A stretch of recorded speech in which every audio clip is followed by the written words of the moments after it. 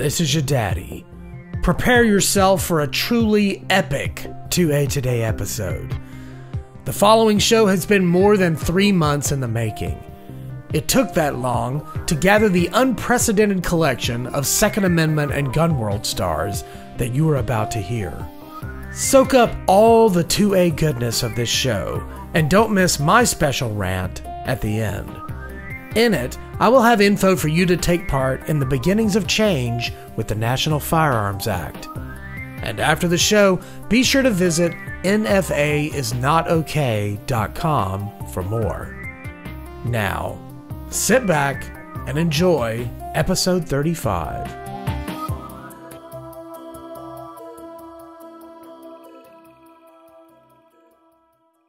The fight for freedom continues. This is 2AToday. The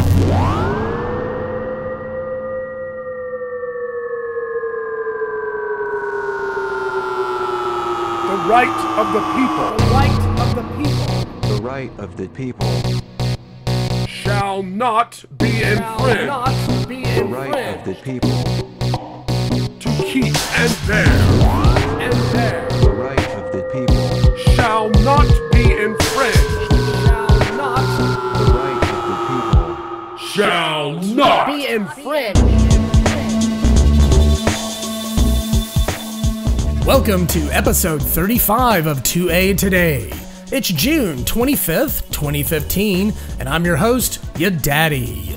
And joining me via Skype from that bastion of gun-loving freedom that is the state of Arkansas is Kevin. How's it going, Kevin? It's going great. Just loving my freedom. Absolutely. And joining us from the bastion of not so much freedom-loving and kind of gun-hating state of Connecticut, we have the embattled but freedom and gun-loving Peter Gould. Good to have you, Peter. What's going on in the People's Republic of Connecticut? Well, may I have a brief moment of silence so that we can honor the demise of the rule of law in the United States that was revealed today when the Supreme Court upheld Obamacare by turning language on its head, deciding words don't mean what they say, laws don't mean what they said when they were written, but we can just do whatever we want because the impact that's going to have on the next Second Amendment case that goes to them, frankly, that's scaring the hell out of me. Yeah, and it's hard to be silent about it. Wow. I've been so busy with this show, I had no idea. So I'm getting news right here, right now. I guess we'll probably get a couple of shows out of that one. But right now, we've got to take care of this one. And you know it's a special show, gentlemen, when you have disclaimers at the beginning. And I've got a couple of disclaimers for this one. So here we go. All right, folks. Fair warning. This podcast has an adult language rating, and we rarely take advantage of it. But in this episode, we're going to earn it. So if you're around ears that can't handle some wordy dirds and some pretty un-PC speech, then you might just want to put on some headphones or skip this one, because we believe in the First Amendment here at 2AToday just as much as we do the Second. And you know, those wordy dirds are kind of like semi-auto firearms. Some people think you shouldn't use them and should just stick to your deer rifle. And you know, when I think about it, when people get mad, they curse, and this NFA horse crap should make you mad, and you probably should be cursing it. So I guess it's only appropriate that we let the language fly in this episode. I will certainly be letting it all hang out at the end of the show, and my apologies in advance if it offends. Oh, I think we can handle it. All right, now that that's out of the way, it's time for part 4 of our NFA series on 2AToday. And by the way, if your brain needs to be tooled up on the whole NFA thingy, our previous 3 episodes are a great way to get educated. You really should absorb all 3 of those shows, people. An epic journey it has been so far, gents, wouldn't you say? Absolutely. To say the least. Yes, indeed. But how do we end this epic journey? Well, we did the holy trinity of NFA, but I felt like there was more to this story, so I had an idea. You know, the whole purpose of this NFA series and the entire endeavor that is the 2AToday podcast is to educate those concerned with Second Amendment issues, and really anyone concerned with freedom, but we never really talk to those people. And in this episode, we're still not going to talk to those people because a funny thing happened on the way to the NRA annual meeting. You see, Knox Williams from episode 34 was nice enough to invite me to the ASA's suppressor shoot at a gun range south of Nash Vegas. That's Nashville, Tennessee, the day before the 2015 NRA annual meeting. And I had the idea that I should walk around the convention floor and record the everyday gun owner's thoughts on NFA. What is it? What do you know about it? How can we change things? That sort of man on the street interview stuff. I thought that a collection of these mini interviews would make an interesting show and reveal something about what the average gun owner knows about NFA. I thought it would be an easy show to make too. So in my usual fashion, I took this simple, easy to produce idea and turned it into the most complicated and time-consuming 2AToday episode of all time. And that's saying something. All because the first person I ran into at the ASA shoot was none other than Darren Lasorte of The Noir Show. In fact, this show wouldn't exist as it is if it were not for his kindness. Big thanks goes out to Lasorte for the time he took to sit down with me and record his bit for the show. He didn't have to do that, but he was totally cool about it. Well, at the same gun range that day, I stumbled across fellow Georgia resident and YouTube gun star that you all know as a rock veteran 8888.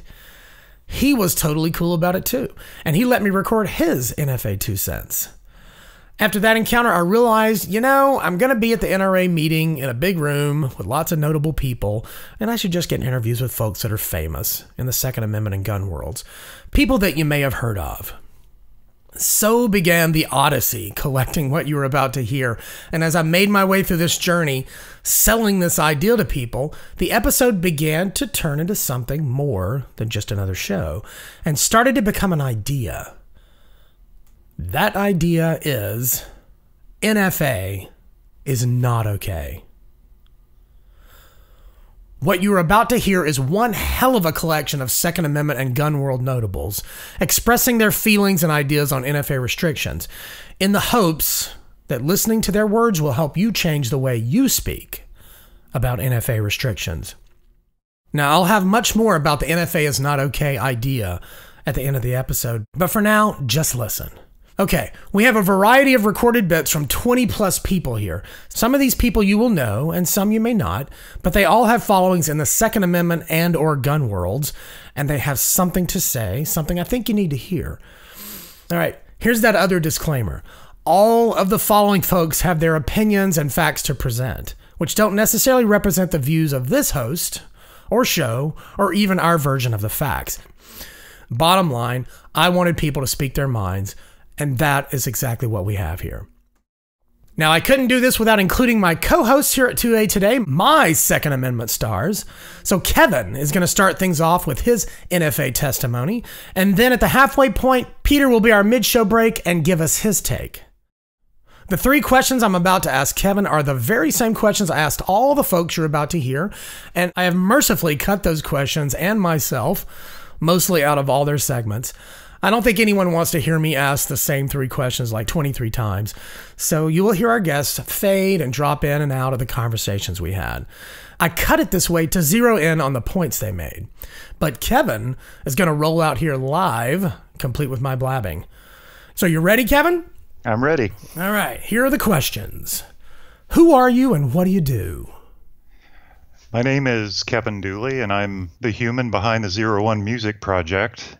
I also have a little eBay business. I'm an avid motorcyclist, but perhaps most importantly, I'm a gun enthusiast and Second Amendment supporter, and I've been shooting since I was a kid. That was great, Kevin. I didn't know you were going to out yourself. Yeah. Don't you have some awesome things on eBay you want to tell folks about? Oh, sure. I've started manufacturing Kydex covers for the KSG shotgun in multiple colors. You can get them in OD green, coyote tan, carbon fiber pattern, or what's the other one? Oh, black. Yeah. And they're Kevin's custom Kydex KSG covers, right? That's exactly right. Does that start with C's or K's for you? Or do you mix it up? They're mixed up. Okay. The ones that are supposed to start with C's start with K's. Okay, perfect. Do you get a discount if you can say it 3 times fast? No. Yeah. And what do they search on eBay to find those? Just search for KSG Kydex cover. using the typical spelling of those words. All right. So, second question. What do you think of NFA restrictions and their effect on our firearms freedoms? Like a lot of people, I have always accepted the NFA restrictions just because that's the way it is.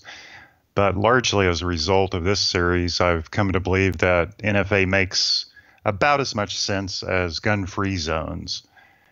As a musician, I always protect my hearing whenever I'm using equipment. Sometimes even if I go on a busy street, I'll wear hearing protection. And if I'm ever forced to use a weapon in self-defense, my hearing will most likely be severely damaged. And along with that hearing, I'll lose my ability to write music. There's no reasonable reason that I shouldn't be able to purchase a suppressor without jumping through hoops and paying what is essentially a $200 tax for the privilege of owning a suppressor. With NFA repealed, the price of suppressors and other NFA items will drop dramatically, I think, putting them into the hands of more law-abiding citizens. And you guys will note that the music that we've used in the past on 2AToday was Kevin, actually. That was all his music. That's cool. I had no idea. Yeah, those were all Kevin. All right, question number 3. What do you think we as a gun community can do to bring about change with NFA restrictions? Very simply, we need to stop accepting NFA restrictions. When we talk to friends, whether they're gun owners or not, we need to explain to them that NFA is just a bunch of BS. We also need to write and call our Congress critters, let them know that NFA needs to be done away with. Some manufacturers are already doing this, but our voices will make this an issue. We need to be on the offense here and not always be on the defense. All right, so Kevin said his piece. Let's roll into the rest of the show. Check out who's going to follow you, Kevin. This is pretty neat. All right. I'm Alan Gottlieb with the Second Amendment Foundation, and quite frankly, I wish the whole NFA Act would just go away. I don't see any use for it. Maybe when they first passed it, there may have been some justification to the public. But these days, if you go through a regular background check to buy a gun, it should be the same thing for the NFA, and that's it. It shouldn't be any different. All right, so we're at the ASA shoot in lovely Tennessee. You can tell by the excellent sounds of gunfire. It's like music to my ears. It's been so long since I've been to a gun range, I can't tell you. I'm here getting man-on-the-street interviews, and we're starting off with a very special one. Mr. Darren Lasorte is going to give us his opinions and ideas on NFA. Darren, what's up? So I did lobby with NRA for 15 years at primarily the state level. I'm a member of the American Suppressor Association. Very proud of that. We're doing some really good work. Knox is leading the charge there. And I'm just a long-time gun owner and own lots of guns and own a couple of suppressors. As far as the NFA goes, I really, really believe that one of the realistic changes that we can seek is totally taking suppressors out of the equation so that we can be like the people in much of Europe. And we don't necessarily want to use Europe as an example in very many instances. This is one that I think we do.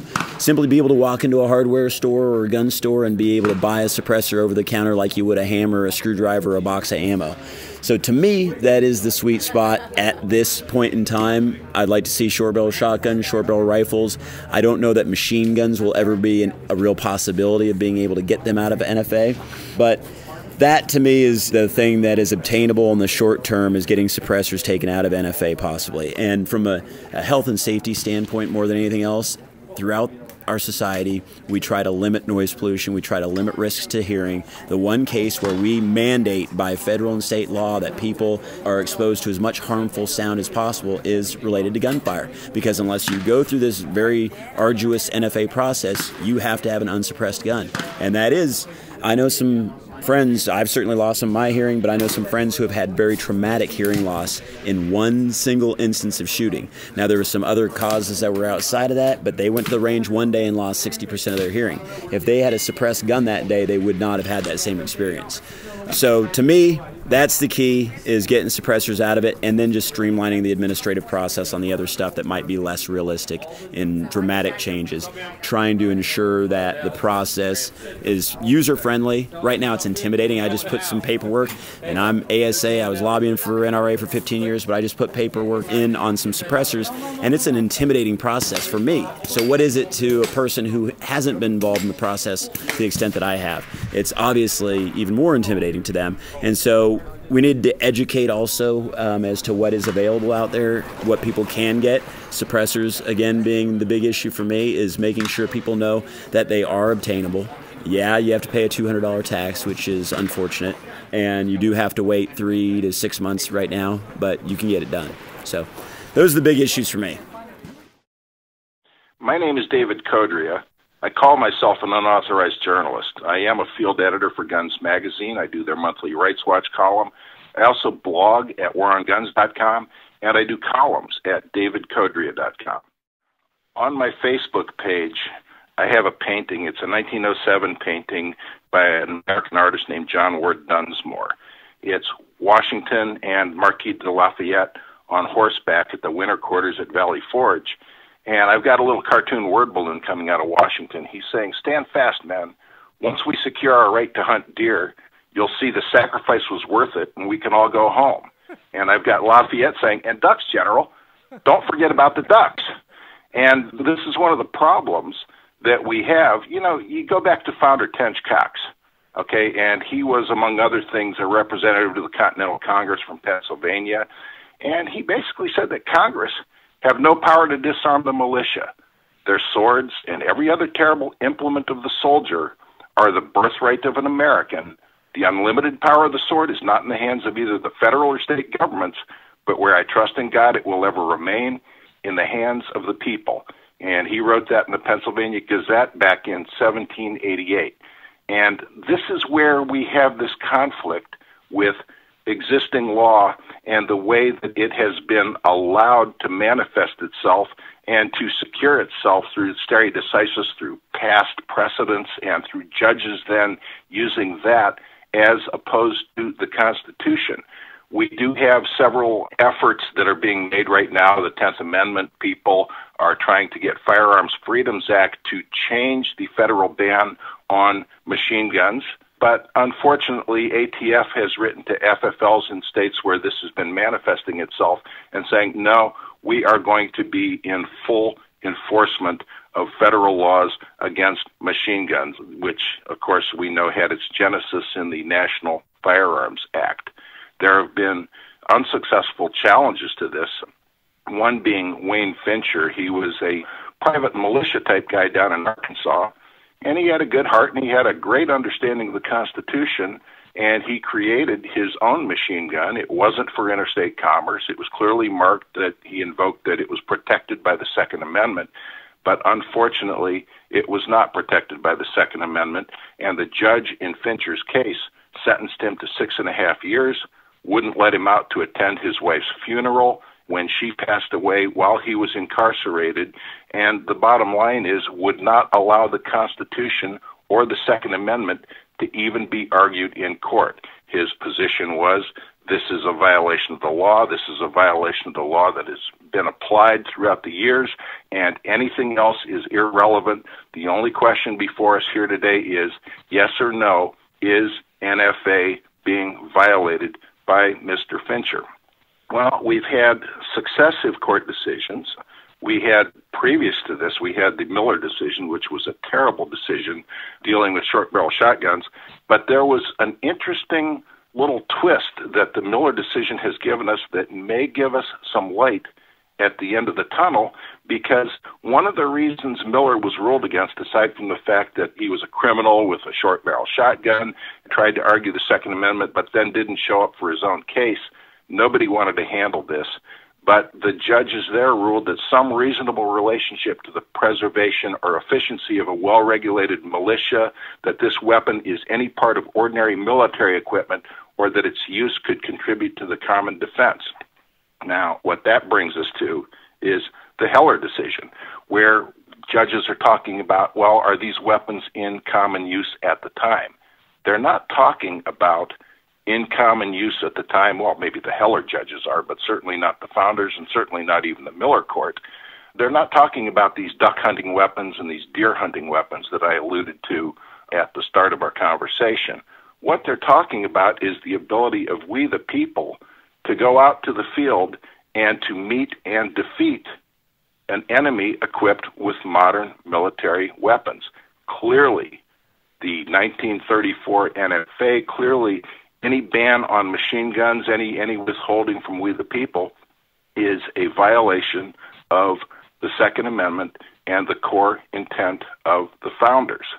And, of course, what this brings us to is people who say, well, but, the founders could have never imagined today's modern technology. I mean, they were limited by these single-shot, smoothbore muskets or maybe, the rifling of the Kentucky rifle, but it was still a single shot. It was still, you had to load the powder, you had to load the ball, and the founders could not have imagined anything beyond that, which is a false argument that the anti-gunners bring up.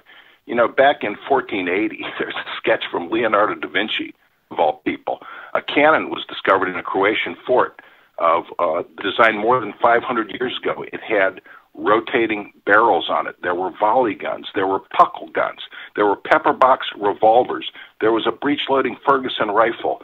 Lewis and Clark had a Garadani air rifle, multiple shots.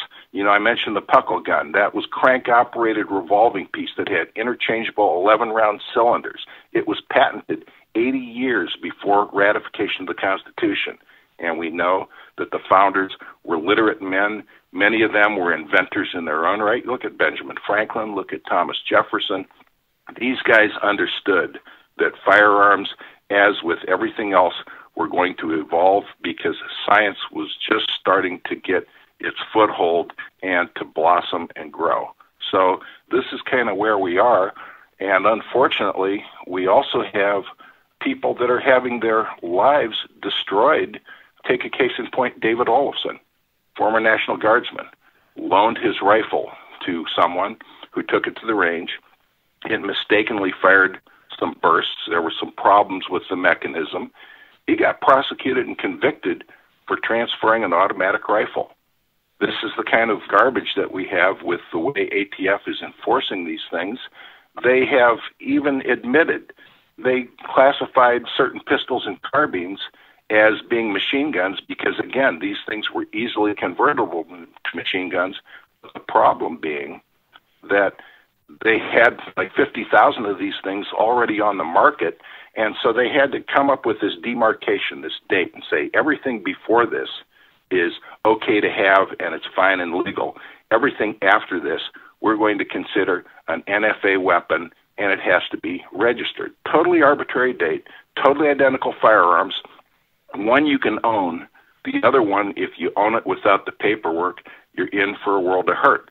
And this brings us to a current effort, not to get rid of the NFA, because that is a bigger challenge to tackle, and there's not a lot of incentive and a lot of financing to do that right now.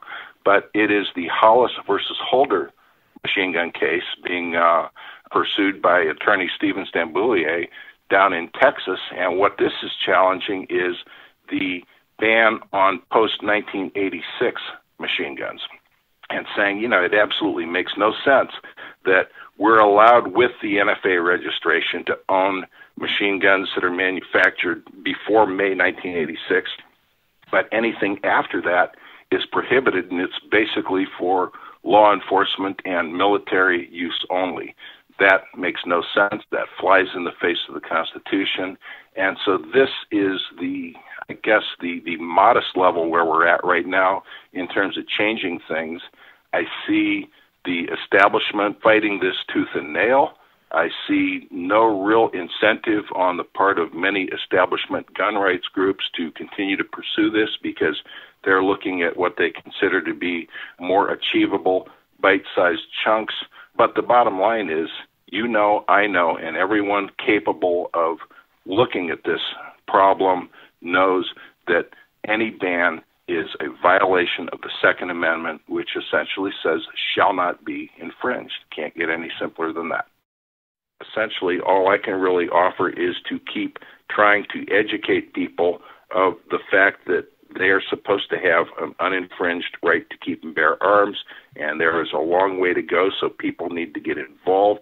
People need to get jealous of their rights, and people need to do more than simply consume information like this interview that we're doing right now, and they need to then take what they hear that resonates and that they know to be true and help to be force multipliers and to share this information. It's going to take more than a Molan Lave comment underneath a blog post. It's going to take getting involved, whether that means joining a gun rights group that you find compatible with your belief system and your values and what you think ought to be done, whether that involves personal activism, whether that involves political advocacy. You have to get involved and you have to change things. But right now, unfortunately, I see repealing of the NFA is on a back burner, and there are not a lot of people that are worried about it. I wish I could wave a magic wand and change that and have everyone understand that it is their right to have a full auto weapon. I do not have that power. I do not have any kind of magic to make that happen. So all I can suggest is that people need to continue to understand what has been taken from us, to get mad about it, and to start getting radical about it. I don't see any other alternative besides that. You can try to be the Lone Ranger and make a public showing of disobeying the law with no support. My belief is if you do that, you're going to be crushed. It's not something that I personally would do, so I can't recommend anyone else do it. I'm Beth Alcazar here in the relatively friendly gun state of Alabama. I'm basically just a mom with a gun. I got my start in the outdoors or hunting shooting industry about 15 years ago and kind of decided to take that bull by the horns literally 3 years ago and just really jump in the ring and learn everything I could about firearms. I'm now NRA and USCCA certified as an instructor. I'm author of the Pacifiers and Peacemakers column on the USCCA blog, and I contribute to the Concealed Carry magazine. So I've jumped into the firearms industry, and I really want to just use my experience and enthusiasm and passion to share safe and responsible firearms ownership and usage with other people. Well, I think most of us would stand by the fact that we don't want these kinds of fully automatic guns or firearms, for that matter, in the hands of criminals or people who are mentally unstable. I mean, on one hand, as a mom, especially, I want to do whatever I can to protect my children. I just don't want to have to worry about an insane killer on the loose with a bazooka. However, these things aren't really happening with those kinds of firearms. And unfortunately, law-abiding citizens are kind of being proven guilty until we can show otherwise. We're kind of being wrapped up into this whole madness. The kinds of restrictions and taxes and wait lists, they're affecting those of us who are using legal means to acquire these firearms. And in many cases, these kinds of restrictions and legal issues aren't even touching criminals. They're not using these firearms in crimes. That's not what statistics are showing us. So ultimately, the NFA is basically kind of criminalizing lawful, responsible gun owners. And that's just unfair across the board. I'm clearly no expert on this topic. I have no direct experience or expertise with the NFA, but I'm an average everyday mom with a gun, and that could ultimately be the problem. There might be too many average everyday gun owners who don't really have a clue what's going on. We don't know what's happened in the past with gun control issues. We don't know where we are now. We don't know what's on the table for the future. And that's why the NFA and that's why similar things are really important to everyday moms like me or everyday gun owners like me. We need to realize that there's kind of a continuum of our Second Amendment rights. And the more we allow anti-gun groups to have their way, the harder it's going to be for us to continue with the freedoms that we enjoy. The old adage, give them an inch, they'll take a mile. I think that really rings true in this kind of scenario. For instance, who's to say what they're going to try to attack next? Is it going to be the AR-15? Is it going to be guns that hold more than a certain amount of rounds? I mean, we've seen them picking and poking at these things for years now. And if it expands from something like the National Firearms Act, with weapons that maybe people think are too big or hold too many rounds or look quote unquote scary or dangerous, well, I mean, whose definition are we even using for those things? Who is coming up with those rules and regulations? I honestly believe that if we're not careful and if we don't really start to look at what is happening, what has happened, what the NFA is all about, I think we're going to end up registering, restricting, or even banning every gun. And some people would love to be able to use things like this to regulate firearms out of existence. So again, I'm an average, everyday mom, but I feel like I can't sit back and watch that happen. It's not okay to be silent. It's not okay to be apathetic. We can't just give in or accept National Firearms Act because we could be just giving in and accepting more gun control. So ultimately, when it comes to things like this, I think the message here is just one of your basic freedom and self-reliance. We can't agree with things like the National Firearms Act. We can't let it continue. We can't ignore it if we want to continue to celebrate, support, protect, and enjoy our basic rights and liberties as Americans. You know, ultimately, these things aren't making a difference for lawful citizens. They're not helping us as a whole because criminals are going to do what criminals are going to do. They're going to find what they want to find. They're going to steal what they want to steal. They're going to go behind the lines. They're going to go in whatever direction they need to illegally. And having all these taxes and regulations and restrictions, it's not doing anything for the citizen that just wants to be responsible, responsibly armed, wants to protect himself or herself, and wants to protect his or her family. Somehow restricted. So I think, again, education is going to be one of the most important things we can arm ourselves with. If we have the knowledge of what this is all about and what is happening, I have the opportunity to teach a lot of classes and work with the well-armed woman. And I can guarantee you a lot of people aren't really familiar with the NFA and its history. And that doesn't mean we all need to sit down for the next 6 weeks and explore it. Thankfully, we have your program to do that for us. But I honestly think that that's the first step in the right direction, is getting, quote unquote, the average everyday folks like me backed up with more knowledge and education on this matter. And like you said, you know, along this continuum of rights here and freedoms and how much the left or the gun grabbers want to take from us, we need to push for as much as we possibly can, because if we let them have the machine guns and things like that, if we let them run away with that kind of regulation, then who's to say that we're going to be safe and that we're not going to be next with just our average everyday sidearm? So we need to fight. We need to be educated. We need to be prepared, and we need to support those that are doing some of the hard work. You're doing the hard work. You're putting this program out there. We've got legislators. They're doing the hard work if they're speaking up for these rights. So we need to back those people and support those people in any way that we can. Well, my name is Reed Hendricks, and I am the president of Valley Ridge Training in East Tennessee.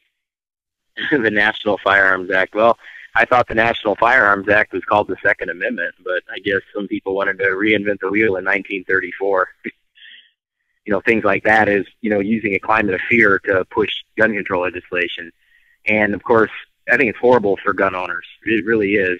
And then all of a sudden you have to pay a tax for exercising a right. No other right in the Bill of Rights requires you to pay a tax to exercise that right. Okay, rights do not come at the expense of other people. So that's what I think about it. I think it's a horrible idea. Its overt reason was to reduce crime, but its covert reason was to, once again, as all progressive ideology, is to saturate the individual's life with that of the state. And I think that when you start legislating which guns that you can and can't use, it's pretty much like chipping away at a fundamental right. A fundamental right of self-defense. It doesn't matter what tool that you use. I mean, the small arms are small arms. They all shoot supersonic chunks of metal. Okay, some are better suited for other people, but I believe that nobody has the right to dictate to you what tool that you can and cannot be allowed to use, because the people that made those laws, they're not going to be there defending your life when it's on the line. You're going to be there. You have the intelligence. You have the right. You have the authority from God to dictate what you use for self-defense. And any infringement upon that is an infringement upon self-sovereignty. Any infringement upon self-sovereignty is an infringement against the Declaration of Independence, the Bill of Rights, and it's a violation of the Constitution itself. I mean, there's so much has happened, the past 10, 15, 20 years in terms of guns and legislation involving that. In some states, it's gotten a lot better. In some states, it's gotten a lot worse. But what I think can happen is people definitely need to start bending the ear of their legislature. We need to start demanding from them to repeal these idiotic gun laws. Look at 1986. What was supposed to be a very positive repeal of gun control laws ended up being bad. But I think that on a national level and even on a state level, we really need to start advocating for ourselves. It's pretty obvious to me that politicians are scared of gun control in the majority of this country. It just does not get them reelected. Gun control gets them tossed out of office, as it should. So I really think it's time to stop watching sports. I think it's time to stop fixating on idiotic things that don't matter in this country, and it's time to try to restore the freedom that we've lost so that it's going to be preserved. And I believe in bringing people in as opposed to keeping people out. So I think gun owners really ought to start coming together instead of trying to be this cool kids club that you see at some of these levels. Just remember this, man, that this country was started with an attempt at gun control. Like, American Revolution started when people tried to have this gun control, and the British tried to take the colonials' guns and powder and cannon and things like that. And I really think that the Second Amendment is the teeth of every other amendment that there is. Without it, it's meaningless. It's just words on paper, and we know how much people want to bend words on paper, and things change. The barn on Animal Farm changed, but I really believe that the Second Amendment is what differentiates the United States of America from every other country on earth, and it's one of the few places left on earth where we are guaranteed a right to keep and bear arms. Hey, everybody. My name is John Patton, and I am the host of TGC News on The Gun Collective, and you can check that out at youtube.com/The Gun Collective. I'm also on Facebook, Instagram, Twitter, all of that, all at The Gun Collective. It's funny. A lot of people talk about the NFA and just kind of accept what it is. They don't step outside the thought of what's currently happening to them and go, why? Should this be happening? Is this something that is right in the grand scheme of my rights as a human being, as a United States citizen? And I personally think that it's complete and utter horseshit. There's not really a better way to think of it. The NFA is just crushing our rights. Think of it this way. They are currently regulating the fact that you're making a gun, quote unquote, less accurate and having less velocity because it's a short-barreled rifle. They're regulating a gun that doesn't do anything. If anything, it affects the ballistics in an adverse way. And then you've got suppressors, which help with hearing protection, and machine guns, which are tons of fun and nobody can afford to feed them anyway. And then short-barreled shotguns. Like, wait a second, you want to regulate something because it's shorter, but I can have a handgun? Like, where's the logic? Logic doesn't apply with the NFA. There's no logic there. No, not at all. No, I don't see the logic behind, again, talking about logic and how it doesn't exist in the NFA. There is no logic behind one of these items being more inherently dangerous than another. Let's be honest, they are firearms. When they are used incorrectly, they can be a dangerous thing. However, that is why we preach safety. And on top of that, I would say that a lot of these things make them easier to handle and easier to control. I'll give you a prime example. The use of a suppressor is quite possibly the best thing you can do to any gun out there. Any gun. You name a gun. And right now, with the advent of the Salvo 12 from Silencer Co., that just changes the shotgun game as well. And whenever I go out and take a 22, I slap a can on it because it's the greatest thing ever. Whenever I take my 45, my HK out, I put my can on it. Whenever I take a rifle out that I have a can for, I put it on there because it's amazing. There are certain firearms, like, I'll give you a prime example. The Chris Vector, in its semi-automatic form, it's okay. Just okay. You put that in a machine gun form, and it is magically delicious. It is absolutely amazing. And I can't tell you how many guns are like that. When you have them in a actual true machine gun form, they are freaking fantastic. And unfortunately, you have to currently, unless you buy a transferable machine gun, which is very, very expensive, you pretty much aren't going to get a hold of one. I mean, you can get into the cheap end of machine guns is about $5,000 right now with Max and things like that. But if you want to get an AR, an M16 lower or something like that, you're looking at least $15,000 to $20,000 to just get started. It's freaking absurd. I think the only way that we as a community are going to affect change in a big way is to stand together on the same platform. We need to make a push in the same direction, and we can do it from time to time. We did it against the gun control that they were trying to bring about in early 2013, and I think what this is going to take is a little bit of education, but we need to stand together. And unfortunately, we've got a lot of older guys that still think, one, that the NFA is okay, and two, that the NFA items are just flat out illegal. So we need to massively educate as many as we can within our own community, and then together say that we will not stand for this crap. This is ridiculous, and it's impacting my rights as an American citizen. We're here at the ASA shoot, and I ran across another special guest. Most folks know of him as Iraq veteran 8888. So what do you think about the NFA, and what do you think we should do to change it?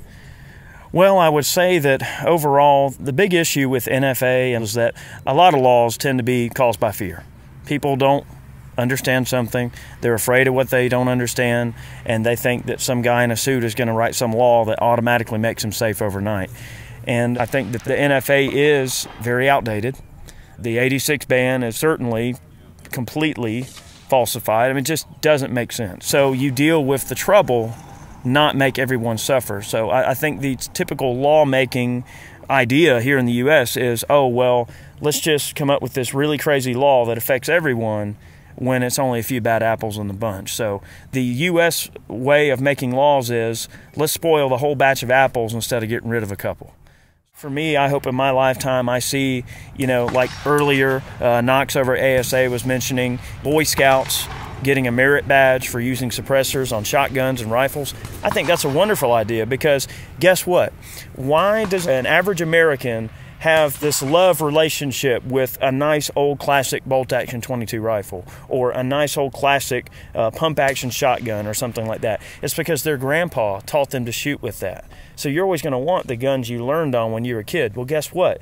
If the gun you learned on was a suppressed Ruger 1022, when you get old, you're going to be like, well, I'm going to have me a suppressed 1022 because that's what I learned how to shoot on. So starting these folks young and getting them to understand that it's no different than putting a muffler on your car.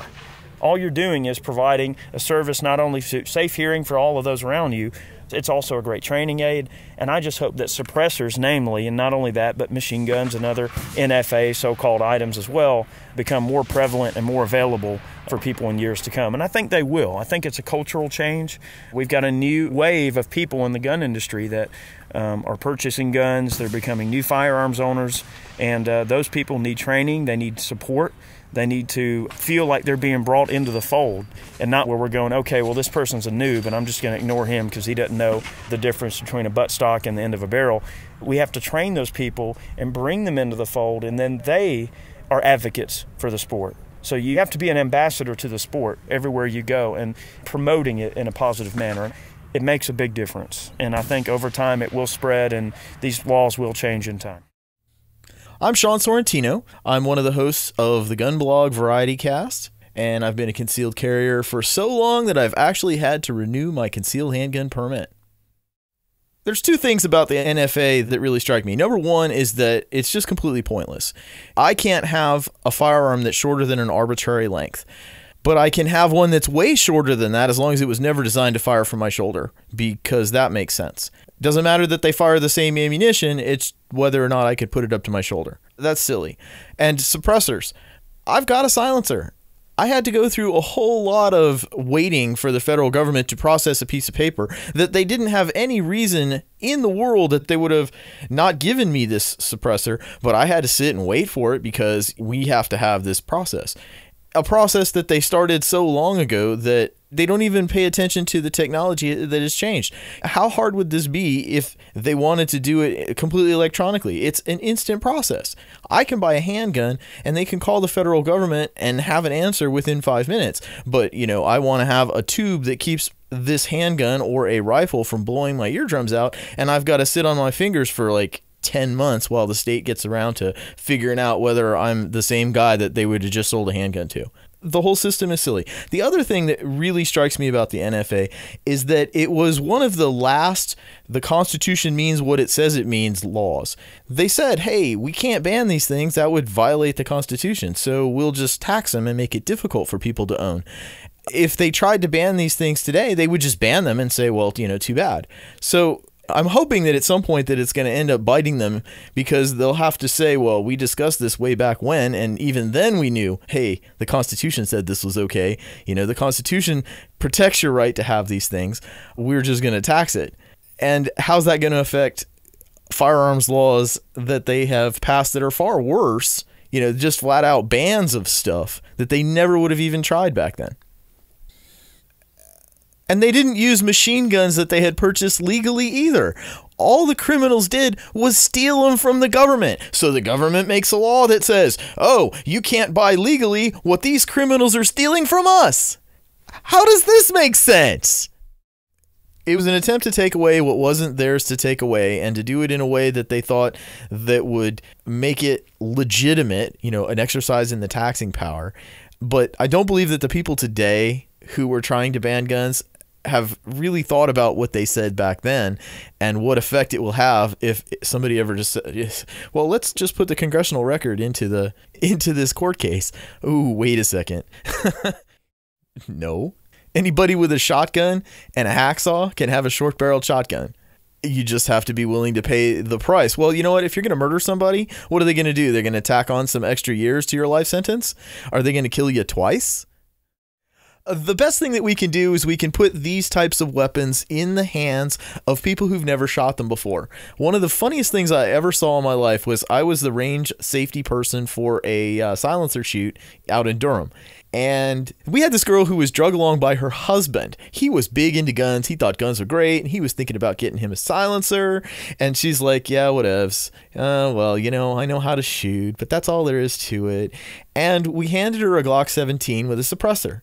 And there was this human-sized silhouette about, I mean, you know, basic handgun practice distance. It was far enough away to be safe, but not far enough away that the average 12-year-old couldn't hit it with a rock, right? And she couldn't hit this thing to save her life. She shot the berm, she shot the ground. I think she shot at the air and she missed. She could not hit this target to save her life. So we went and grabbed a hold of this AR-15 that had a suppressor on it, and it was chambered in 9mm, and it was compact. I mean, this guy had a barrel on it that was 3.5 inches long. It was specifically that short so that the bullets wouldn't be supersonic even when he was shooting 124 grain bullets, right? It was a 3.5 inch barrel, 9mm AR-15 with a 6.5 inch suppressor on it, and she pulled it out. She whacked that target so fast, so many times, that she said, this is boring, turned and started shooting at the 75-meter target. It was a 6-inch circle at 75 meters, and she was knocking this thing silly. She turns to her husband and says, we have to get ourselves one of these. And that dude about danced all the way to talk to the guys about maybe getting one of those. It was hilarious. She didn't care about guns. She didn't like them all that much. She just went along with them. But hand her one of these things, and she was like, we need to get one. Put these things in people's hands, let them say, oh, I want them, and then tell them what the rules are to get them, and instant gun libertarian right there. How dare they? How dare they tell me I can't have this? Hi, my name is Scott Danger Check Harrison, and I'm one of the instructors for Valor Ridge. I also have a YouTube channel, and it's Danger Check. Well, it's kind of like this stain that won't go away. It's this old, antiquated law that I think should have never been enacted to begin with. They aren't weapons. They're not weapons. It's a muffler. When was the last time you had to wait 8 to 10 months and a background check to put a muffler on your car? Yeah, I'll take never for 500, Alex. What the silencer does is it retards the amount of gas that is coming out of the gun. So it suppresses the sound to make it hearing safe. And keep in mind, hearing damage is cumulative. You do not get a refund on it. So as far as, new shooters getting involved, hearing and preserving your hearing is important. Silencers do that. They also reduce recoil, which is also another added benefit when teaching new shooters about firearms, is that anticipation of the recoil. Silencers help reduce that, which makes shooting and learning a lot more enjoyable. But the main thing is that they reduce noise pollution. And every year, ranges across the country get shut down because citizens band together to file complaints in their local municipalities and governments about the noise. Well, my name's Craig Sawyer. Most people call me Sawman. It's a nickname. It's just a play on my last name, Sawyer. And I'm from Southern Texas. Grew up hunting, fishing, fighting, playing football, riding dirt bikes, and headed off to the Marine Corps after high school and wanted to get into special operations. So I ended up going to the Navy, to the SEAL teams, and spent 13 years there in the SEAL teams, mostly as a sniper. I really enjoyed that. And then I did 5 years federal law enforcement. And then started doing high-threat diplomatic security work, protecting some of our high-ranking diplomats over in the war zones. And I still do a little bit of that, but more now is the tactical training side, where I train military and law enforcement. Taught quite a few actors now for their tactical film roles, and I've been doing more and more Hollywood work, if you will. I did all 5 seasons on History Channel's Top Shot as their most frequent expert on camera there, and that sort of thing is increasing for me. But, a lot of it's centered around the tactical use of firearms and self-protection with firearms, because that's kind of where the bulk of my expertise lies. Well, I think if our founding fathers had to look at it, they'd be appalled and disgusted. I believe that, based on the protections that they put in place for us to ensure that we were well armed and able to defend ourselves against tyranny. So I think any encroachment against that is a step in the wrong direction. So I'm not a fan of it. To me, it looks like just another excuse to not only tax the citizens, but to make it very difficult for them to own, and precarious for them to own, various types of firearms. It's the same old problem we've got in this country. We've got so many laws. Nobody at any one time understands all of them. There's just too many.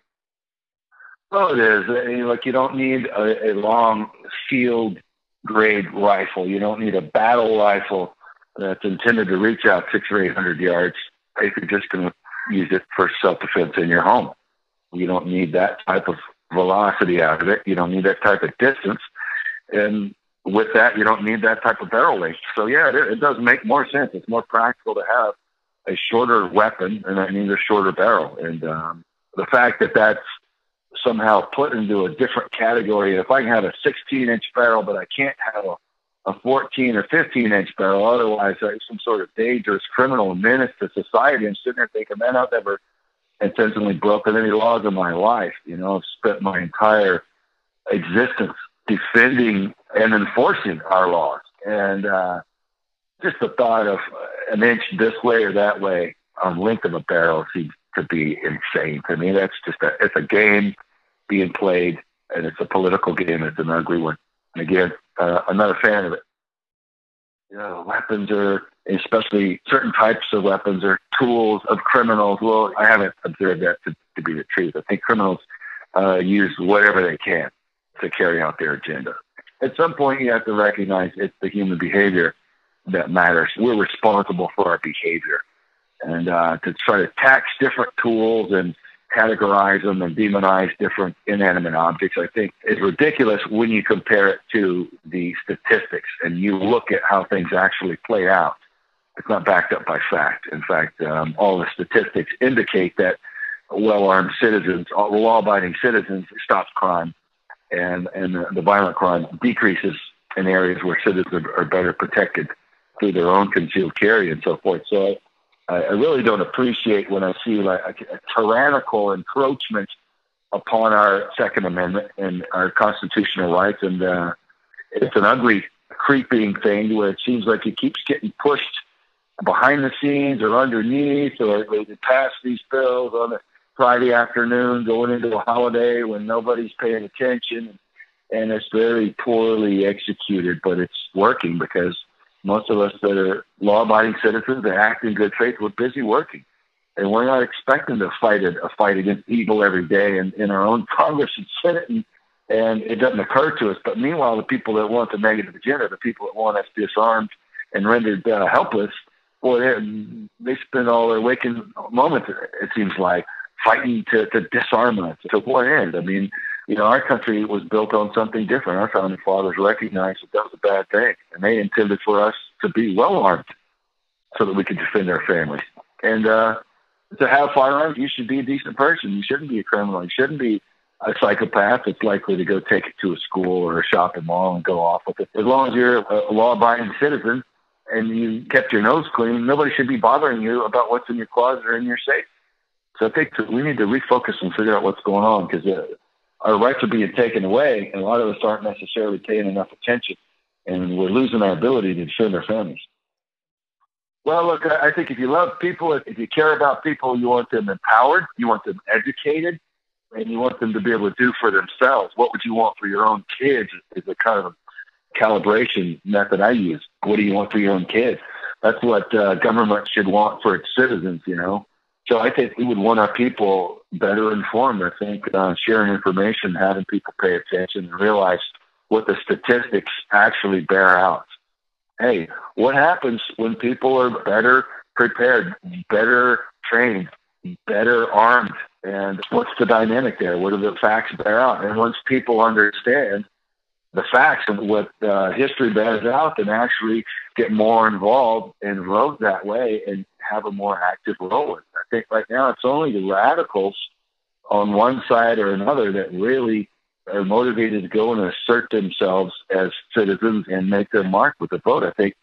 And there are people now that question the validity of voting. Well, you know, they can rig the system anyway. Well, you know, yeah, but shame on us if we don't at least get in there, just flood them with our will and our votes so that they can see what we want. And I think if we haven't at least done that, then we've dropped the ball. So I would say inform each other first, and then assert ourselves as citizens as our right and our responsibility to vote, to have things be the way that we see that they should be. And we start there. And then if that doesn't work, then that's on to a whole different subject. But I think that's what we need to be doing. Well, my name's Kevin Reichert. I'm also known as the Tac Daddy on the internet. I've got TacDaddy.com, TacDaddyLife.com, and I host a weekly pro-Second Amendment news and information show every week on the internet called Tac Daddy Live. It's a panel show. We've got some regular panelists, and we bring a guest in somewhere within the firearms industry, whether they're another media member or a manufacturer or someone that's somehow related to the firearms industry. And we talk about guns, and we talk about it as if we were hanging around in the garage after a day at the range, talking about the stories, talking about the hypocrisy of the anti-gunners. And it's a bunch of regular people from all walks of life talking about guns. As my development from gun owner to everyday concealed carry owner to gun fan, you can call me a fanboy. I enjoy firearms. I like the mechanics of it. I like the engineering of it, the aesthetics. I like shooting. To think that there's actually rules that regulate against putting a suppressor on a weapon, it seems absolutely ludicrous to me, to be honest with you.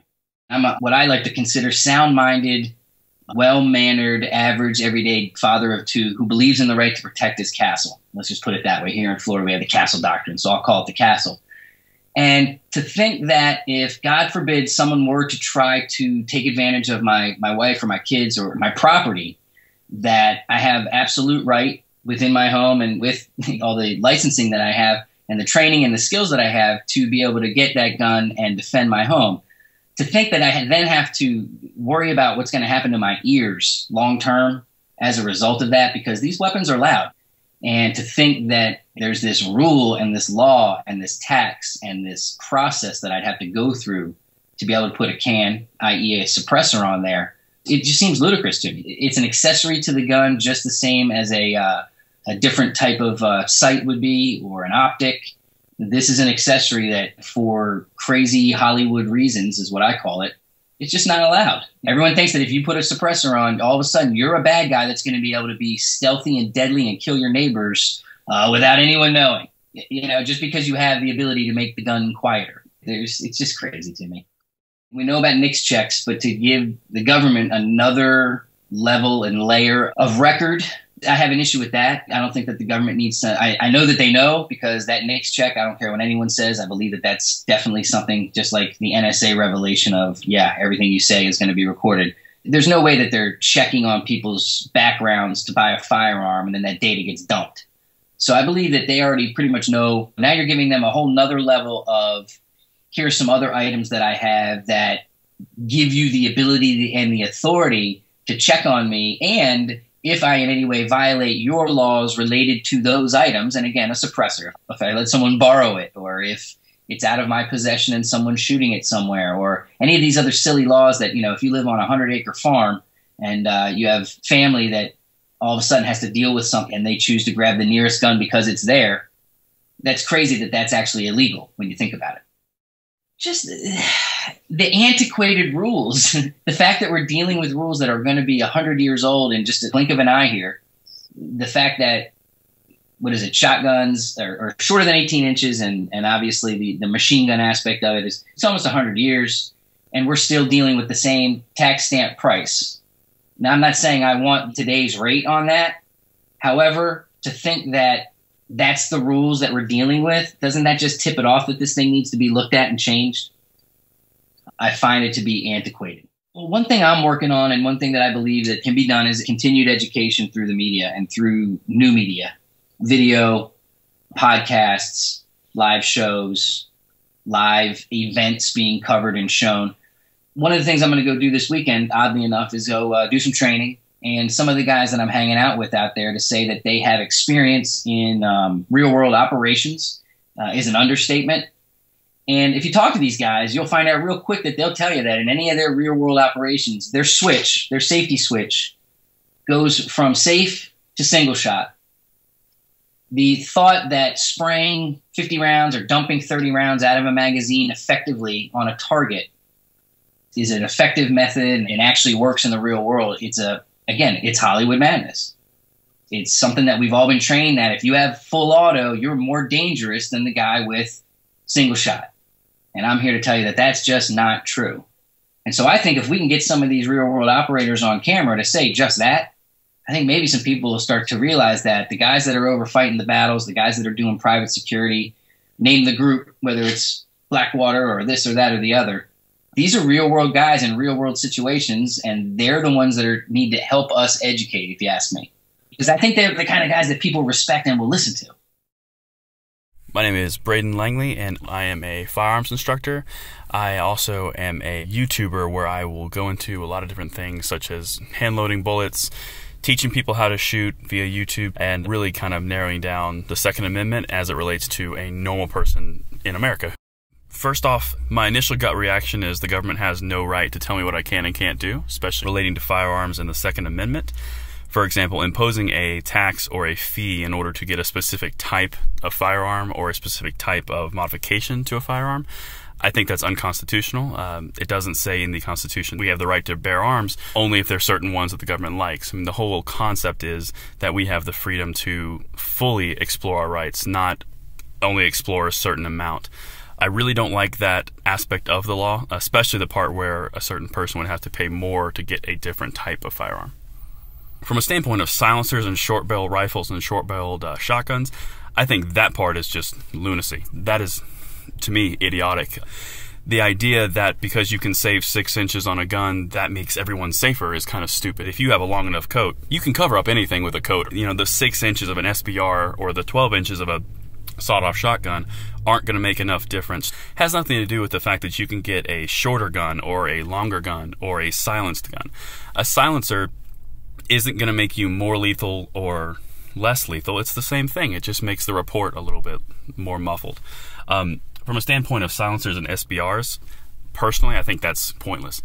The full autos, while I understand the emotional response to full autos and being scary to some people, again, criminals don't use full auto weapon. That's just not something that's realistic in the argument.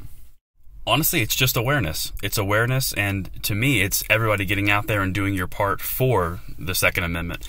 For example, my way of really reaching out and changing people's perceptions on safety, on guns, on full autos, silencers, and everything in that NFA area is my YouTube channel, Langley Firearms Academy. If you go to YouTube right now and you look that up, you're going to see gun safety. You're going to see awesome guns that are full automatic, they're silenced, they're SBRs, and I'm not doing anything illegal. I'm not doing anything that would harm anyone. And that, I think, is the important part, is it gets people aware and comfortable with the idea that these exist, and as long as you maintain the safety and the discipline with the guns, there's nothing wrong with that, and that's part of our right, and we're one of the only countries in the world that have that right, and because of that, we are one of the most free. I'm Doug Hill. You can probably know me as Dougie Mac on some of the previous episodes of 2AToday. I am the president and CEO of Hypester Media. It's a social media marketing and management company, primarily focusing on gun industry companies, helping out the smaller companies with their social media and management and marketing strategies. Well, if I'm uncensored, it's fucking bullshit. If my mom's listening, that wasn't me. It's ridiculous. I actually never knew anything about the NFA Act until about 2 years ago. And I took a attack response training class up in Camden, Tennessee, and was enlightened to the history of it and the hurdles that you had to go through just to get a simple item as a silencer or a muffler, if you really want to get technical about it. And I was really concerned about my hearing because my father has lost a lot of his hearing just from working at General Motors for 30 some odd years. So I wanted to begin getting silencers or suppressors, whatever you want to call them, in order to shoot safely when I'm hunting, because in Georgia it is legal to hunt with a suppressor. It doesn't wreck the ecosystem as much with the noise pollution, as well as the hunter's ears are not affected as if it wasn't suppressed. And how was that experience for you? It was a lot of work. In fact, when I originally found out to get a simple suppressor, I had to go through a pile of paperwork, fill that out, go to my sheriff, get signed off on it, which he could arbitrarily just say no for no reason whatsoever, which is bullshit too, and get fingerprinted and all that. And then I found out that I could do it through a gun trust, which I would recommend that to anybody. If they are looking to do any sort of NFA items, gun trusts are the way to go, because primarily if once I pass away, if I have 10 NFA items, my spouse or whoever, my executive of the estate, would have to turn all those items back over to the government and then reapply and pay the $200 per stamp just to get those items back. So it's honestly one of the most insane, ridiculous laws that our country has ever probably enacted. And it's already a very, very expensive hobby as it is. And for them to add on a $200 tax on top of it, as well as waiting 6 months, that's the most ridiculous thing. I mean, you put in all your paperwork, you get everything notarized and signed off on, and then it takes the ATF 6 months just to come back with an approval or disapproval.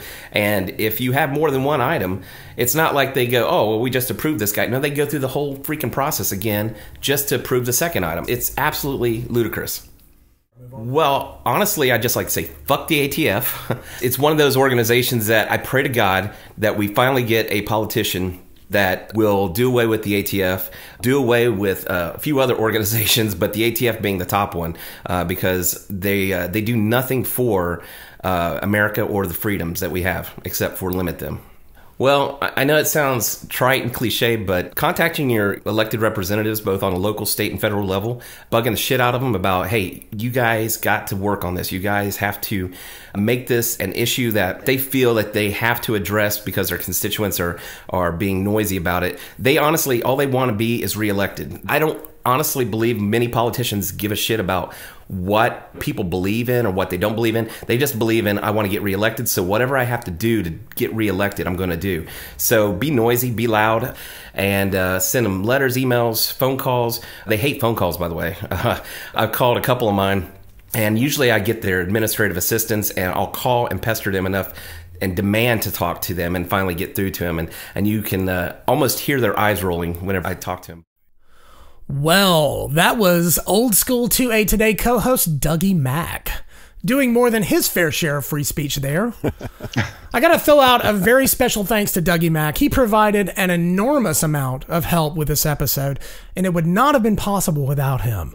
If you need social media help with your business, you need to contact him at hypestermedia.com and let him help you, because he can do you a world of good, like he did me. And in fairness, let's make sure they can spell that. It's Hypester, HYPESTERmedia, hypestermedia.com.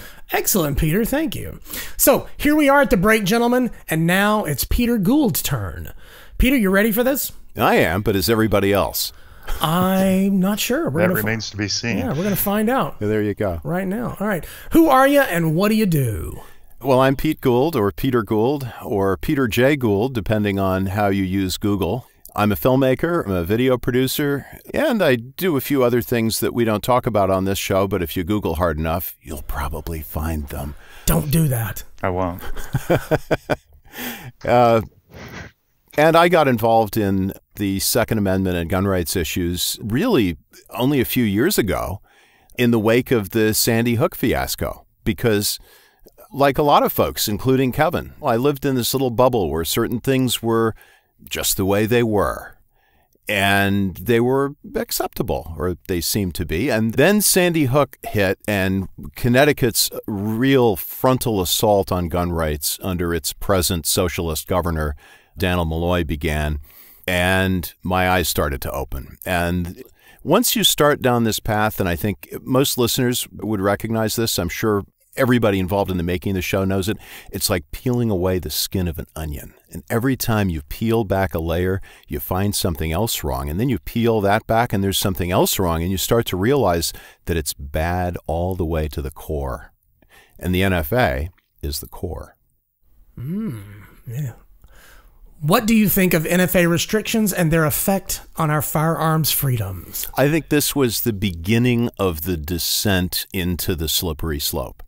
I'm not really focused on any one aspect of the NFA. What I'm focused on is the totality, because it was the beginning of the current weasel words are common sense gun laws and all that crap that infuses common sense and reasonable and preserving public safety and all, and frankly, it's all bullshit. It has nothing to do with common sense. It has nothing to do with improving safety. In most cases, these restrictions tend, if anything, to reduce the safety of the average citizen. So the whole thing is turned upside down and on its head. But everybody who listens to this right now has, during their entire lifetime, experienced the restrictions of the NFA, whether they've known it or not, because the NFA is older than just about all of us. And so we've just taken it as normal. And it's not. If you read the Second Amendment, it's very clear. You can't use words like shall not be infringed unless you accept that they mean what they say.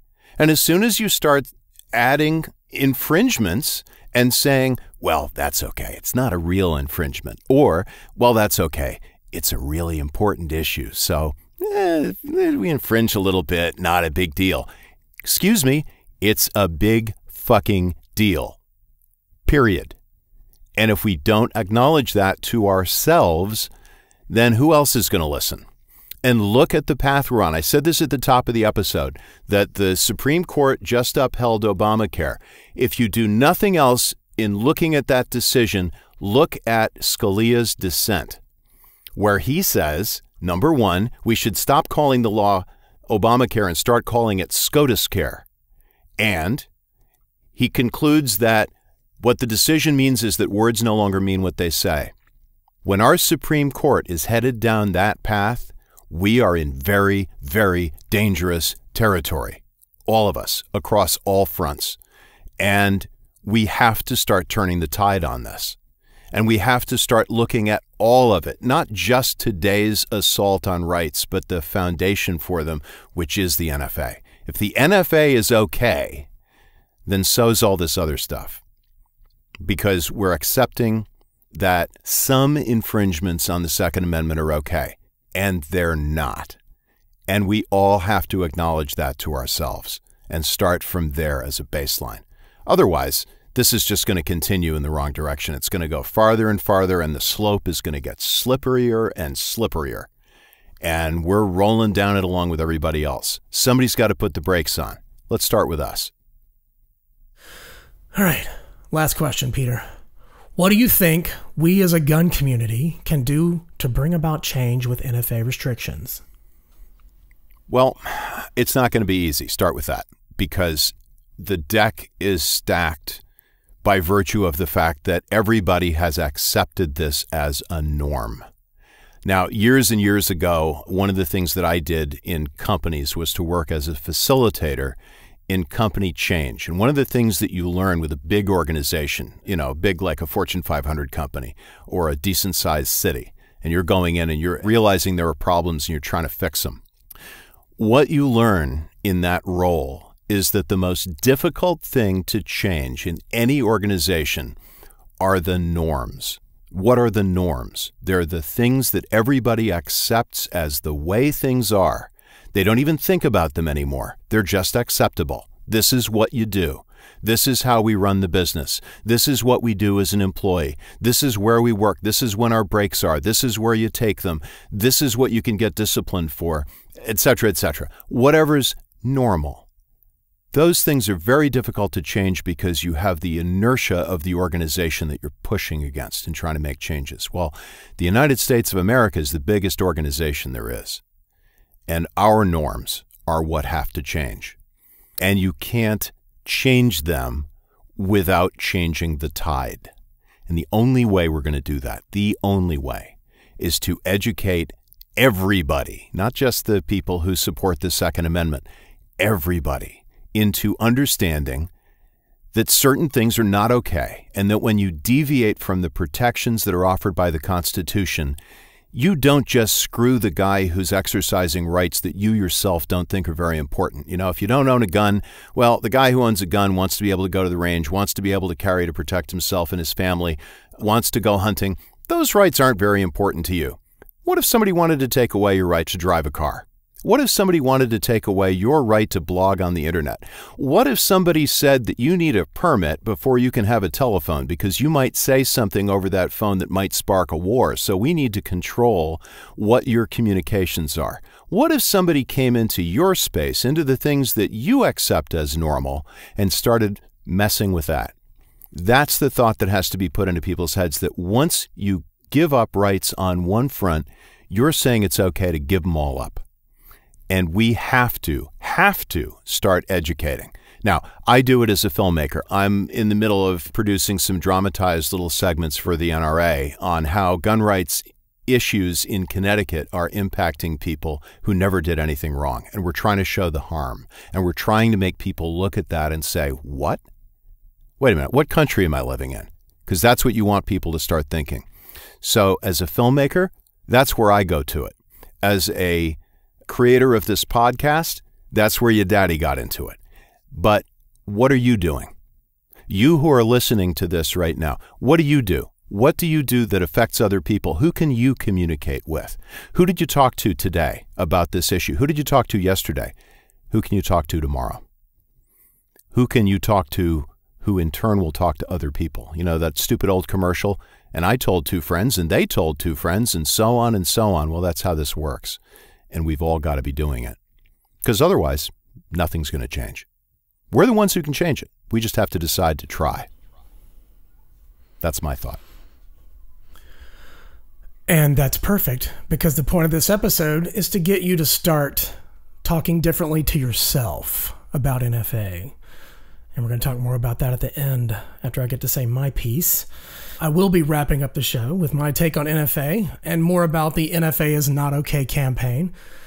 Be sure and stay tuned for that. But right now I got to move on.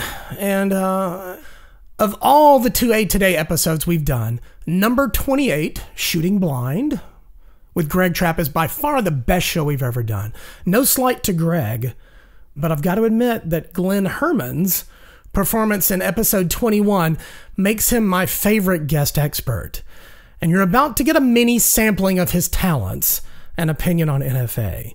Do go listen to his two-parter episode 21 on New York City from our Battleground State series. It's nothing short of brilliant. Seriously.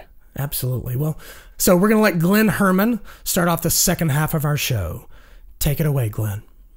My name is Glenn Herman. I run a website called New York City Guns, which is a pro-Second Amendment voice in the deepest recesses of anti-freedom, also known as New York City. The National Firearms Act is coming up, I guess, in about another 10, 15 years, will be 100 years old. And it is the bedrock of all anti-gun legislation. Without this encroachment on our freedoms, which was passed during a time of gangsterism brought about by the Prohibition Act, all of which now is over, yet this horrible law continues to live. Put succinctly, anyone can understand in the modern world that a law that's over 100 years old, that was passed in the heat of some emotion that is long gone, is not good. We all understand that in 100 years, the society has changed a lot. We have homosexuals now that are going for their rights that were denied them 100 years ago when it was universally understood that to even say that they were homosexual would mean you got beaten or put in jail or against your will put into a mental asylum. Yet we have people, the same people, saying that these laws, which were passed 100 years ago, are still good and wholesome and there's nothing wrong with it. However, society has significantly changed since their passing. And with the recent victories, thanks to the Second Amendment Foundation in the Supreme Court, notably Heller and McDonald, I believe that these things have superseded the National Firearms Act, as well as the 1968 Gun Control Act. And there's only one thing to be done, and that is we must burn these things to the ground. We must destroy them utterly, reclaim our freedom, and the only way that happens is if we can get more people involved in the firearms as a hobby, in the self-defense world, etc., bringing more people into the fold. It is numbers. It's always been a numbers game. When we get enough people on our side interested in firearms, they will be interested in getting NFA type of items. Once we have the numbers, just like all of these other things that have changed over the last 100 years, you have the numbers, you can steamroll over all the politicians. They will line up to do what you want done. Until we get the numbers, however, we will have to suffer with weak political leaders, weak court decisions, and a watered-down version of the Second Amendment. So next time that you talk to somebody who has no interest in firearms, see if you can get them to come shooting with you, get them involved. Once they become a gun owner, you have another member of the National Rifle Association and another person who will be against the NFA when they find out exactly how messed up it is trying to buy a suppressor in the United States. They're the tools of criminals. They're our tools as well. A hammer in the hand of a criminal can crush your grandmother's skull, and he can drink her brains and brain fluid, no problem. But that's the nature of the situation. Simply saying that, oh, machine gun can kill so many more people. This is not necessarily the fact. And, you know, the reason that NFA started with machine guns and sawed-off shotguns is there were some high-profile crimes. The Valentine's Day Massacre comes to mind, which were all brought about by the gangsterism of Prohibition. Prohibition was repealed so many decades ago. It's gone. Yet all of these knee-jerk laws that were passed, like NFA, are still alive, even though the society that passed it, the problems that society had, which led them in an emotional moment to pass it, all of these things are dead and buried, like the people behind these laws. Yet the laws continue. Nobody in modern America is going to make the argument seriously that gays and lesbians should be thrown in jail for engaging in their type of sexual activity. Yet, 50, 80 years ago, down in Georgia, this is exactly what was happening. How is it that the NFA, which is also a discriminatory law passed primarily by arousing the fears of the white majority against recent immigrants and blacks, that these type of guns in the hands of Italians and Irish and Jews and blacks would produce all kinds of murders like the Valentine's Day Massacre. The society that passed it took no responsibility by passing prohibition, which was a foolish, stupid, anti-liberty position. They did it anyway. It created the modern mob as we understand it, created a crime wave of unprecedented size. And here we are. That crime wave is over. Prohibition is over. All the politicians that passed it are dead and buried, yet we still don't have our rights back. The only thing that can be done is we need to steamroll. And the only way that happens is if we get more. If the NRA can get, let's say, 10 to 12 million members, it's game over, not only for the anti-gun movement, that's curtains for Bloomturd, right? And for Gabby Giffords and the rest of these Nazis. But 12 million NRA members also ensures that there won't be a Democrat or Republican anywhere that wishes to win that is going to oppose our agenda. It's the only way, numbers. There is no trick, you know. If we use tricks and stunts to try to get legislation passed, then the same tricks that got it passed, they can be utilized to get them repealed at some point in the future. The only way is the way of the ancient world to the modern day.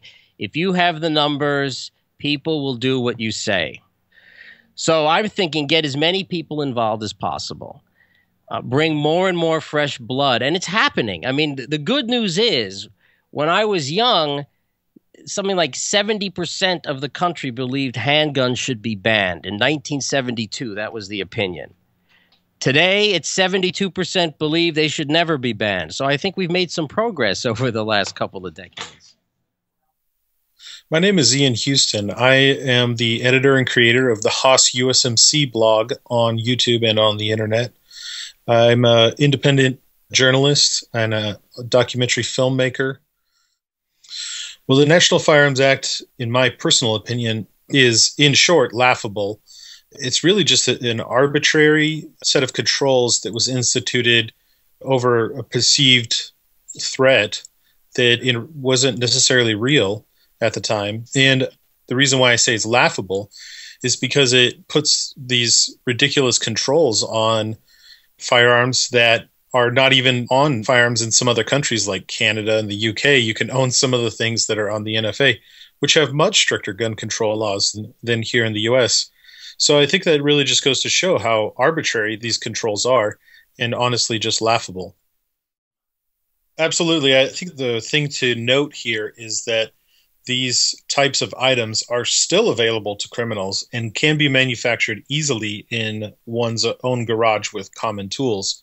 And so it's really any sort of gun control is not very effective. What would be more effective in actual real terms would be crimes that you would add on to, say, other crimes. Like in Oregon, it's illegal to use body armor or armor-piercing ammunition in the performance of another felony. So if you go rob a store and you have armor-piercing ammunition and a bulletproof vest, then you get 2 more felonies tacked on. That makes sense because now you're using these tools improperly in a way to force someone or to hurt someone.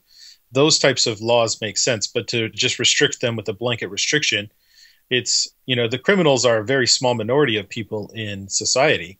So it's laughable to restrict everyone and really affect no one.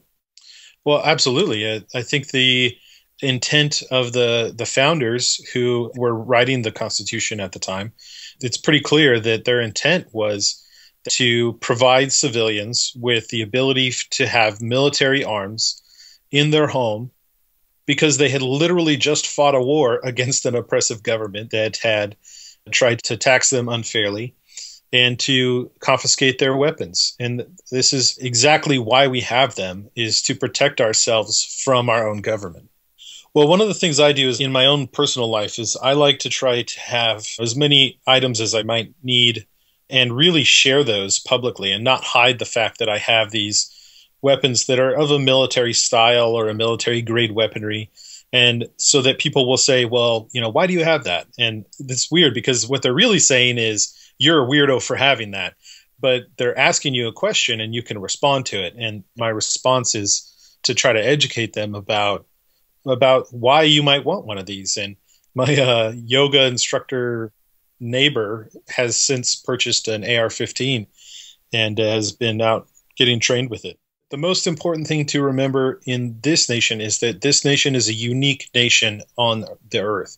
There's never really been a nation like ours in the past, and there may never be another one again in the future. And we're at the tail end of the golden era of a constitutional republic. And it's important that if we want to keep this, if we really want to ensure that our posterity, our children remain free, it's important for us to address things like the NFA and say, this is not only unconstitutional, it's immoral. And when we ignore these things, we're passing those chains of slavery onto our children willingly. And it's really disgraceful, honestly. My name is Rob Cameron. I'm also known as The Real Triple B. I have a popular-ish YouTube channel where I talk about all sorts of legal issues affecting Americans today, a lot of constitutional issues in real life. I am a practicing attorney with a select group of clients in the general practice area, mostly in the finance securities industry, and I'm also an entrepreneur, own and manage my own automotive development company. You've talked on your show about the history of the National Firearms Act, and everyone knows where it comes from, where the legislation comes from, the history of it. But when I think about it, what I think is it's a typical one of those we have to do something pieces of legislation that went way beyond what any legislation should ever do. It's one of those times where politicians take advantage of a gut reaction in the population. Particularly, we're talking about the gangland violence pursuant to the Prohibition era, the Valentine's Day massacre, and even assassination attempt on President Roosevelt. And out of this, we get these dangerous firearms that have to be limited and kept out of the hands of the great unwashed by these political leaders. When I think about the NFA, I think about those times when the public of this country allows legislation to be pushed on them because of an emotional gut reaction to something that they don't like. Yeah. I live here in Pennsylvania right next to New York and New Jersey, and both those states had legislation rammed down their throat after the events that transpired in Connecticut at Sandy Hook Elementary School. And that legislation is particularly in New York with the SAFE Act was rammed down the throats of New Yorkers. I'm actually a member of the bar in New York. And literally, I was reading the legislation, and the last edit I had was at midnight, the night before it was voted. And that legislation completely changed over, and then they had to vote on it. I seriously doubt New York's representatives even knew what they were voting on or even had read it because it was rammed down their throats so quickly and changed so much. And the differences in the legislation between what was voted on and what had been published to the public just a few hours prior was so vastly different that I actually had written up a piece and I had to completely change it the next morning. And they had mistakes in it, like talk about stuff being rammed down the public's throat and the law only applying to certain people. The banning of being able to have more than 7 rounds in your magazine was also banned for police officers, to which the district attorney said, oh, well, we're not going to prosecute cops if they load their magazines up because they have to fight crime. They have to fight bad guys. So they need their full capacity of their magazines. And then, of course, at a time in the 1930s when firearms development was very much a tinkerer's profession. I mean, we have a history in this country of guys who had other professions developing unique firearms that became ubiquitous in their garages, and the banning of any other weapon under the 1934 National Firearms Act just sought to, we got to take firearms and firearms development out of the hands of the great unwashed, which I hate categorization of Americans. Americans are individuals, and anytime you take a piece of legislation that groups people into a group and says they can't have something or they have to do something, it really rubs me the wrong way. It's not the way of a free nation. Yesterday's extreme is tomorrow's normal in terms of passing new legislation. People today think about, well, you can't own a machine gun made after 1986 unless you're a manufacturer, because that's just normal. That's just the way it is. But back in 1934, what allows legislation like this to pass and become normal is that, well, I don't own one. Why would I ever need anything like that? At the time, you think 1934, I mean, who would? They weren't as prolific as they are today with modern manufacturing and adaptation in the military and in law enforcement. People think, well, I don't have that. I don't need that. So it's okay. It's banned. And then later, when that stuff can be more available, or you do want it, or you do need it, or manufacturing or economics have made it more available, now you can't get it. And the same thing is the approach with an AR-15, for example, which I still laugh that people call that a modern firearm. It's just one of the most modern ones we have. I can't think of anything else from 1958 that we still consider modern. But and that's what happens is people don't have it. They're distanced from it. They don't feel like they have an association with it. And so they say, well, I don't need that. Why would I ever want anything like that? It's okay to get rid of that. And then it's banned. And then it becomes less prevalent in the public. Less people have it. It's less tangible for people. It's an idea. And for people who in our society that is increasingly repulsed by violence and is increasingly repulsed by men just aren't men a lot in society these days. And because of that, these concepts of defending yourself and acting strongly, people don't think, well, I want the most firepower I can have. People think, oh, I'm okay with a pistol with 10 rounds defending my home. They don't think like, hey, I'd rather have a AR-15 with a suppressor on it and a short barrel that I can maneuver quickly through my house, and I can continue to pull that trigger into a bad guy until he's no longer threatening me. And they don't think with that level of violence. You know, they don't want to. They don't want to really think about the consequences of defending themselves or defending their home. And not everyone's going to have to do that, but should you have to, wouldn't you rather have the most firepower you can have? But that's not what goes through people's heads, and that's how this stuff gets passed, and then people accept it. Which, to change people's minds about this stuff, is just doing that, is getting this stuff back in people's hands. You know, I think a real door opener for repealing the NFA, which a lot of people say is a pipe dream, but I don't think it is. You know, a real door opener was the SIG brace, and getting people to embrace having a short-barreled rifle. Yes, I know they're pistols, and now the ATF's saying you can't shoulder them, but it got people to go out and buy themselves what they wanted: a short-barreled AR-15. It's more transportable. It's easier to use to defend your home. It got it in people's hands, and they start thinking, "Wow, this looks just like." And until the ATF said you can't use it that way anymore by bringing it to your shoulder, it functions essentially like a short-barreled AR-15, which is, in the words of, I'm trying to think of the former Delta operator who quoted this on the Bravo Company Manufacturing's blog. It was Kyle Delfor. He said, the Mark 18, which is a shortened-barreled version of the AR-15, it's a 10.3-inch barreled AR-15.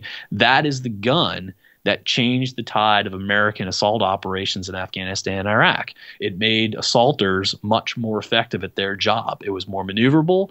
It was lighter. It was easier to use in confined spaces. It was an effective tool. And it's for the same reason why it would be effective as home defense. And so I think getting this stuff back in people's hands, encouraging people to own this type of property, they'll be more reluctant to give it up with future legislation. And they'll want to put up with less hassle of owning it. They're like, I'm a good citizen. Why can't I just own this? Why do I have to go through a paperwork nightmare? Why do I have to become a quote-unquote stamp collector? I don't know. I think some people really get it. It's disappointing. I've talked to a lot of gun owners who want to own, who like looking at all the really cool stuff like a Mark 18 or a 240 Bravo machine gun.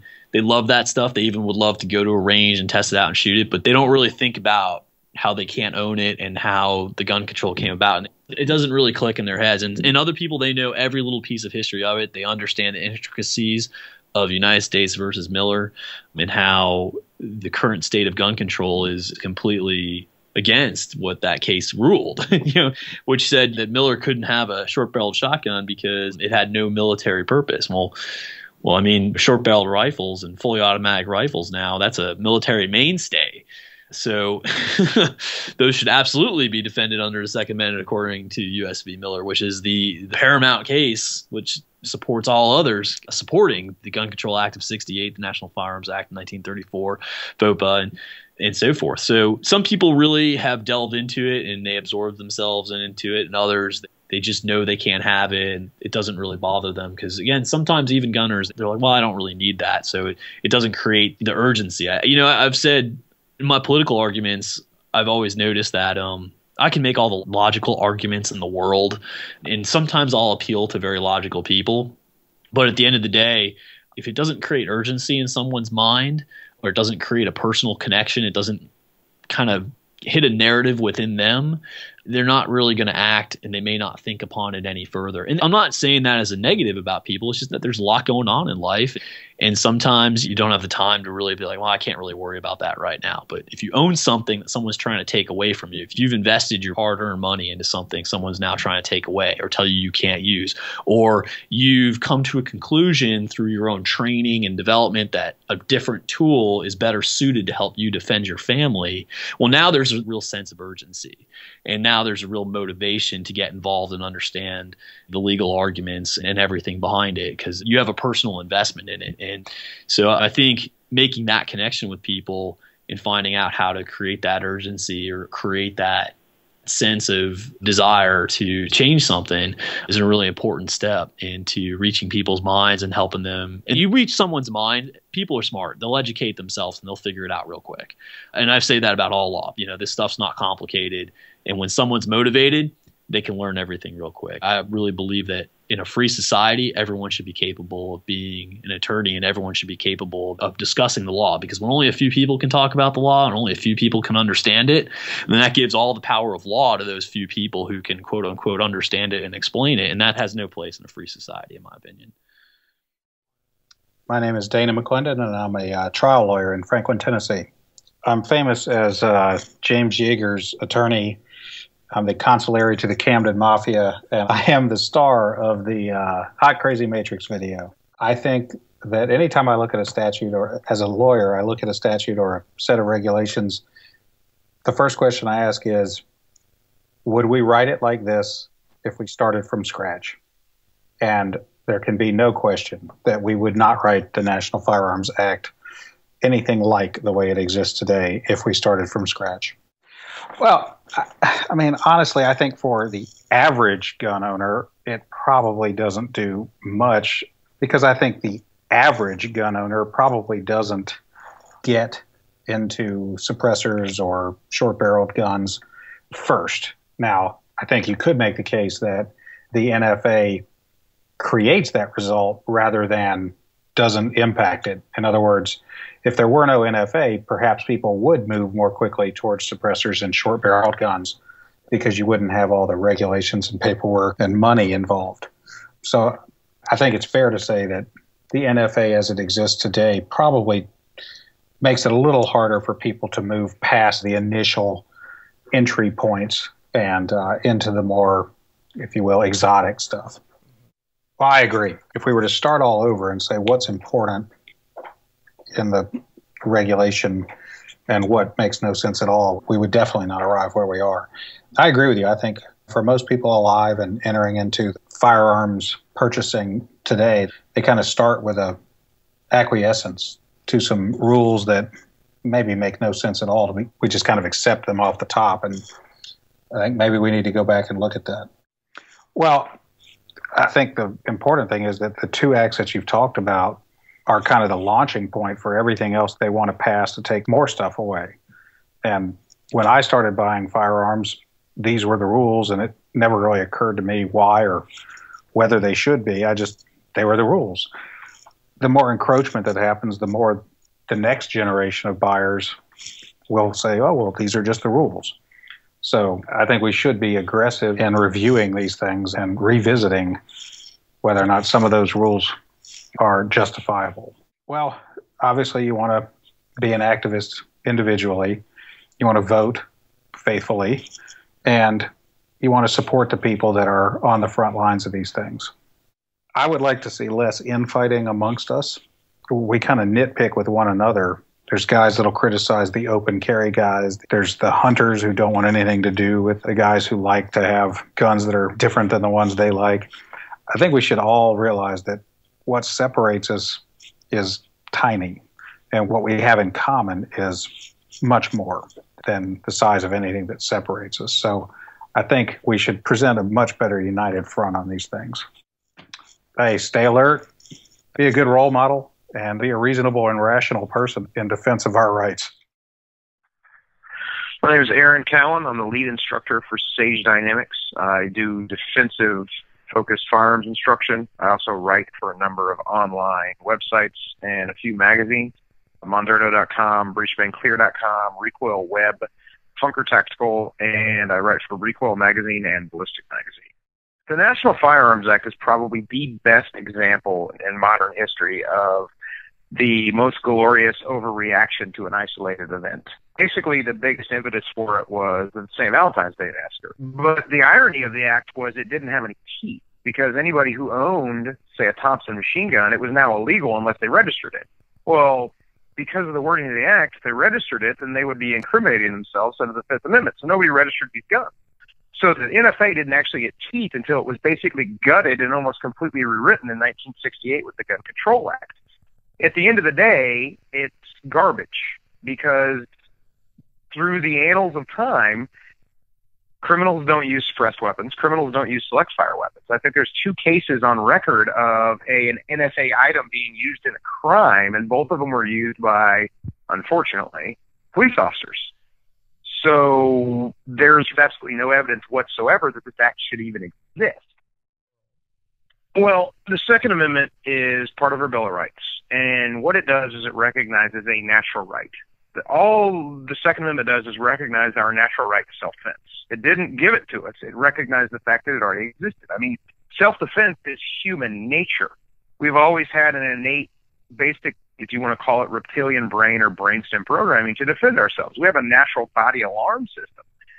So all we're doing is taking the best tools for the job to defend ourselves and applying them under the Second Amendment. The NFA, the Gun Control Act, basically removes, arguably to a certain extent, some of my choices for what I'm allowed to defend myself with without going through all this ridiculous paperwork in order to possess an item. Right now, I'm in a hotel room in Alabama. It would be kind of aggravating, and paperwork would be required in order for me to transport some of my NFA stuff from the state of Georgia, which is right next door, to Alabama to teach this class I got going on this weekend. So it just stays at home because I don't feel like going through the paperwork hassle. Oh, I think it's highly effective in the fact that it makes the system so frustrating that people don't do it. You go back to 1968 with the Miller case, and they were able to fix the NFA to where it actually had teeth. It was backed by, I believe his name was, at the time, the chairman of the NRA was Orth. I can't remember, I think his first name was Franklin. And he said, oh, this is great. The sportsman can totally get behind this, which is like, you're the NRA. What are you doing? Like, you're supposed to protect and recognize the protection of our rights, not capitulate to the government. But the NRA back then, and arguably still today, was willing to be okay with that. But after the sunset of the assault weapons ban in 1984, the industry exploded with innovation. And I think one of the most poignant examples we've seen of that recently, love it or hate it, is the SIG brakes. They found, quote-unquote, a loophole, whatever you want to call it. It was developed for disabled individuals to be able to shoot AR pistols. Arguably, it works pretty well. The cool thing about it is it does serve, it's not intended for, but it does serve as a shoulder stock. Well, a perfect example right now, I have an AR-15 with a SIG brace on it. It's an AR pistol, but it's got a SIG brace on it, so it serves as a shoulder stock if I choose to use it that way. And I don't have to file any paperwork to bring that with me to the state of Alabama. So now I have an SBR, technically, but it's not an SBR, it's an AR pistol, because we got to use the legal lingo or whatever. But I didn't have to do any paperwork to bring what equivalent, functional equivalent, layman's equivalent is an SBR. So the ATF has gone back and forth on that. But at the end of the day, the industry has found a way around the ridiculous law. And they'll continue to do so until eventually the ATF paints itself into a corner and they are forced to either make the NFA more draconian and more restrictive, or hopefully we get enough anti-gun control groups with enough teeth to abolish the NFA altogether. And this is a problem that we as a gun culture have, is we've existed underneath it for so long. Like, let's be honest, I don't think either of us were born when the NFA was enacted. That was back in, the late, or the, I should say, the early 1930s. So we've existed underneath it our entire lives. So we almost get a feeling of hopelessness when it comes to this law because, well, it's been around for so long, how can we fight something like that? And I think if we were able to start to get rid of that attitude in our gun culture, we'll actually be able to start making some positive change. There's all these huge gun rights organizations. The NRA has existed for longer than the NFA, yet they've never done much to get rid of it. So I think it really would take a huge grassroots effort, and I think we saw that recently with their attempted ban on M855 SS109 round. That if we get enough people fired up about this, we can enact positive change and get rid of this ridiculous law. It can be hard for us in the gun community to get on the same page. Like if you think about guys who just own firearms for hunting geese, ducks, waterfowl, and deer, they may not own those black rifles. They may not be interested in SBRs or suppressors or silencers or whatever. So for them, they don't have a dog in the fight because it's probably completely unlikely for someone to go after their double-barrel shotguns or their 20-inch Benellis or what have you. But if the ammunition gets attacked, everybody gets on the same team.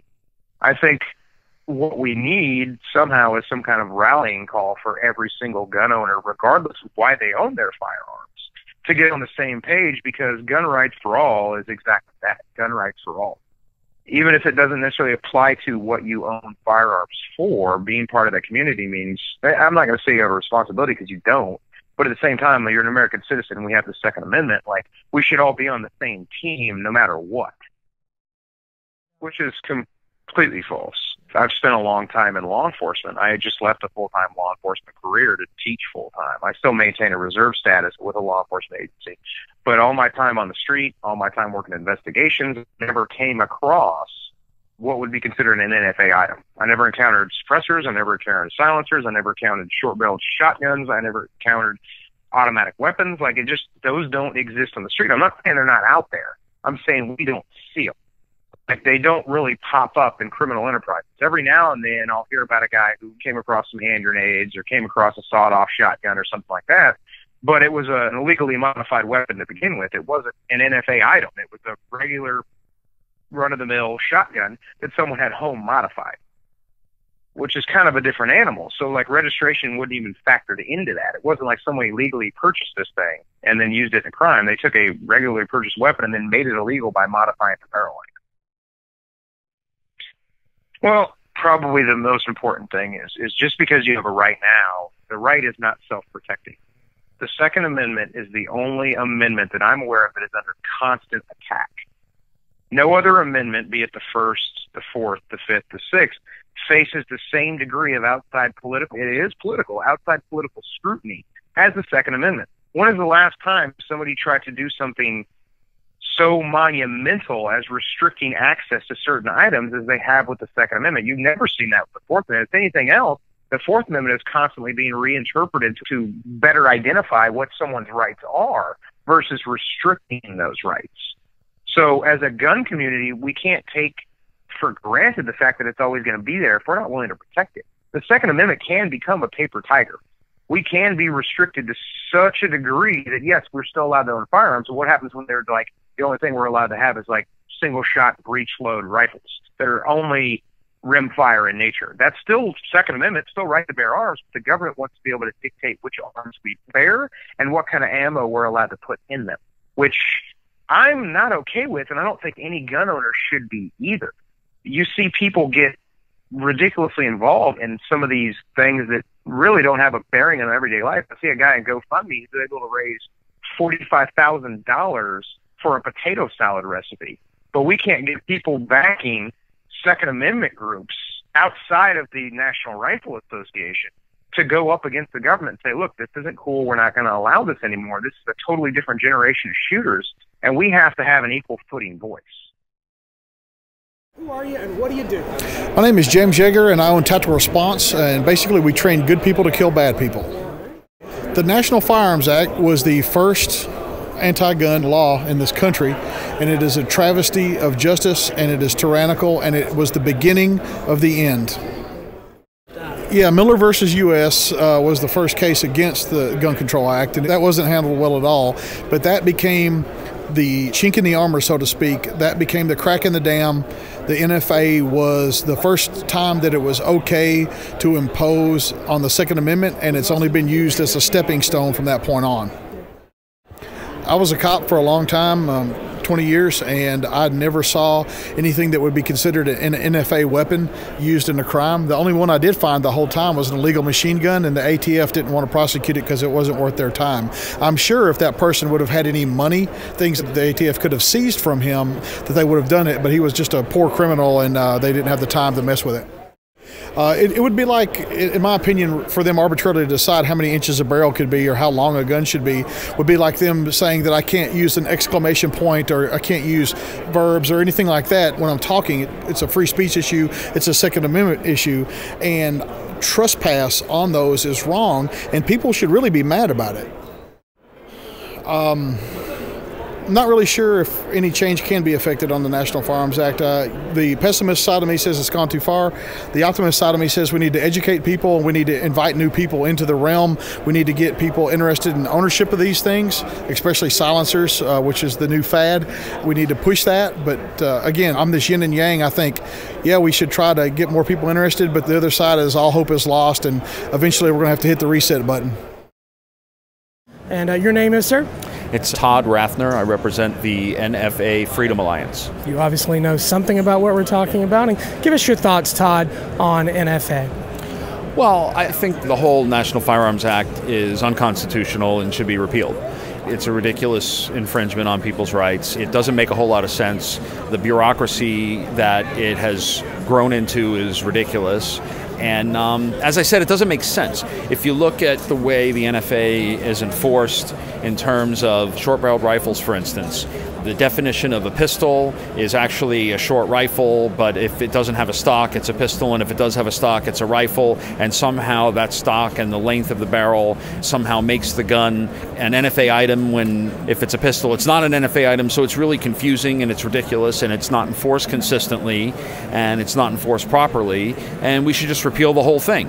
Barring that, there are a lot of things that we can do to sort of chip away at it. Right now, the political environment has improved significantly across the country and also at the federal level for either a complete repeal or for a gradual repeal, but it's still not ideal. We obviously don't have a president who's going to sign a repeal of the NFA. We have a Congress that might entertain it, but no one is committed to doing it, so we're going to have to educate them. It's going to take an education process. And I think this issue is very similar to the concealed weapon permit issue. A lot of people don't remember those days back when 20 years ago concealed weapon permits were very rare. And what happened is that when we as activists and lobbyists went out to try to get concealed weapon permits passed in legislatures, we had to educate legislators individually and teach them about what a concealed weapon permit would mean, and that it wouldn't mean that people would be shooting each other in the streets over parking spaces. And so we have to go out there and we have to educate those state legislators now in the same way that we educated them about CCW permits. We have to educate them about the NFA. One of the ways to do that is to get it legal to hunt with suppressors, for instance. That's an issue that they understand, that you can explain to them. It helps you introduce the NFA process to a legislator. And what we have to remember is that state legislators are very likely to become federal legislators in the future. It's the farm team for the federal legislators. So much like a national CCW permit that we are now talking about in the United States Congress, we're only talking about a permit that's recognized across all state boundaries. The only reason we're able to talk about that is because many state legislatures have already passed CCW permit bills. They're educated on it, they understand it, they know that we're the least likely to cause problems with guns, and so they're educated on it. We have to educate people in a similar way on the NFA issue. And one of the ways to do that is hunting with suppressors. Another way is to pass the shall certify laws in the states where it says that if you're not a prohibited possessor, then the sheriff or the local chief law enforcement officer has to certify your Form 1 or Form 4. And by doing that, we're educating them about the process. And legislators around the country are learning about the process. And we've been involved in about 6 of the 10 states that are now shall certify states. And we've worked real hard at getting this shall certify legislation passed. And I think this is a way that we can educate legislators who are going to be future congressmen. There is very little likelihood of being able to do it all in one fell swoop.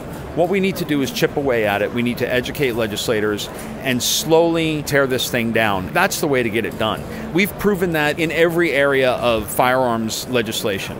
Our rights were not taken away overnight. Our rights were chipped away at over many, many decades, many, many years of bad legislation being passed. And the way to take it back is state by state, one law at a time, and that's the way to do it. It's the only way to do it. Because if you went into a state and you said, oh, I want to repeal all of the gun laws, where has that happened? Name a state where that's happened. It just hasn't.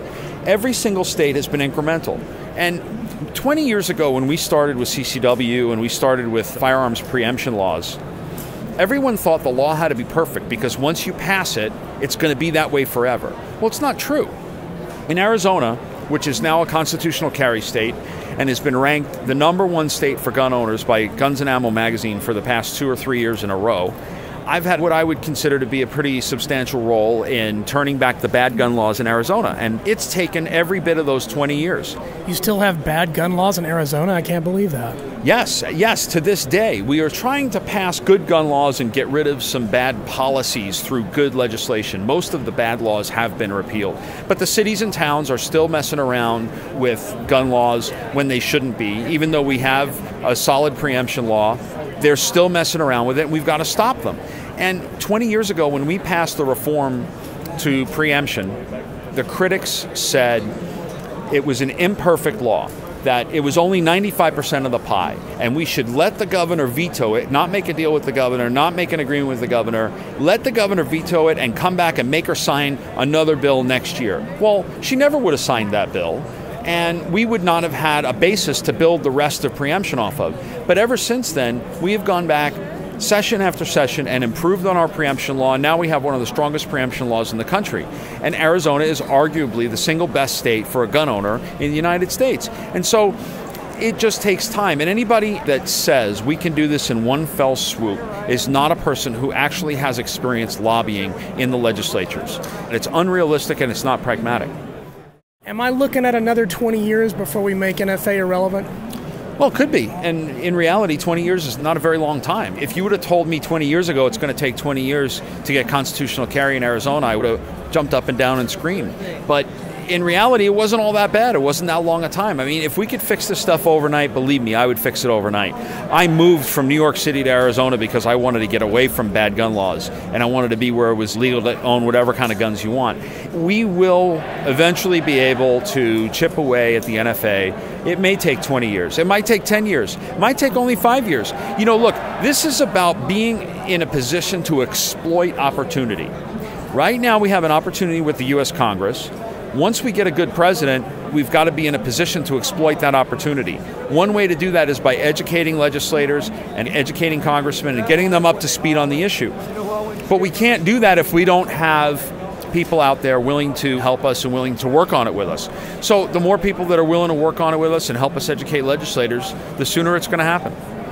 Tell folks how to get in touch with your efforts through NFA Freedom Alliance, if you don't mind. Yeah, if you go to www.nfafa.org, that's www.nancyfrankadam.org.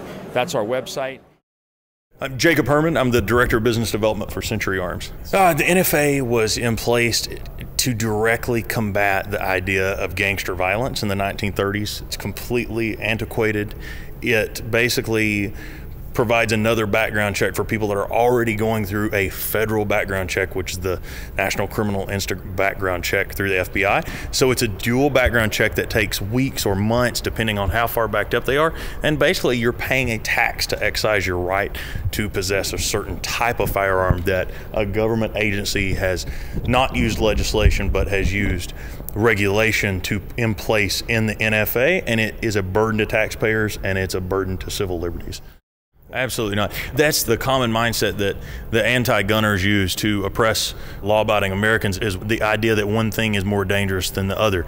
A firearm is only as dangerous as the user. So the idea that a category of firearms is more deadly is absolutely proven wrong by the FBI crime statistics that are available from our federal government. There's no input from outside sources.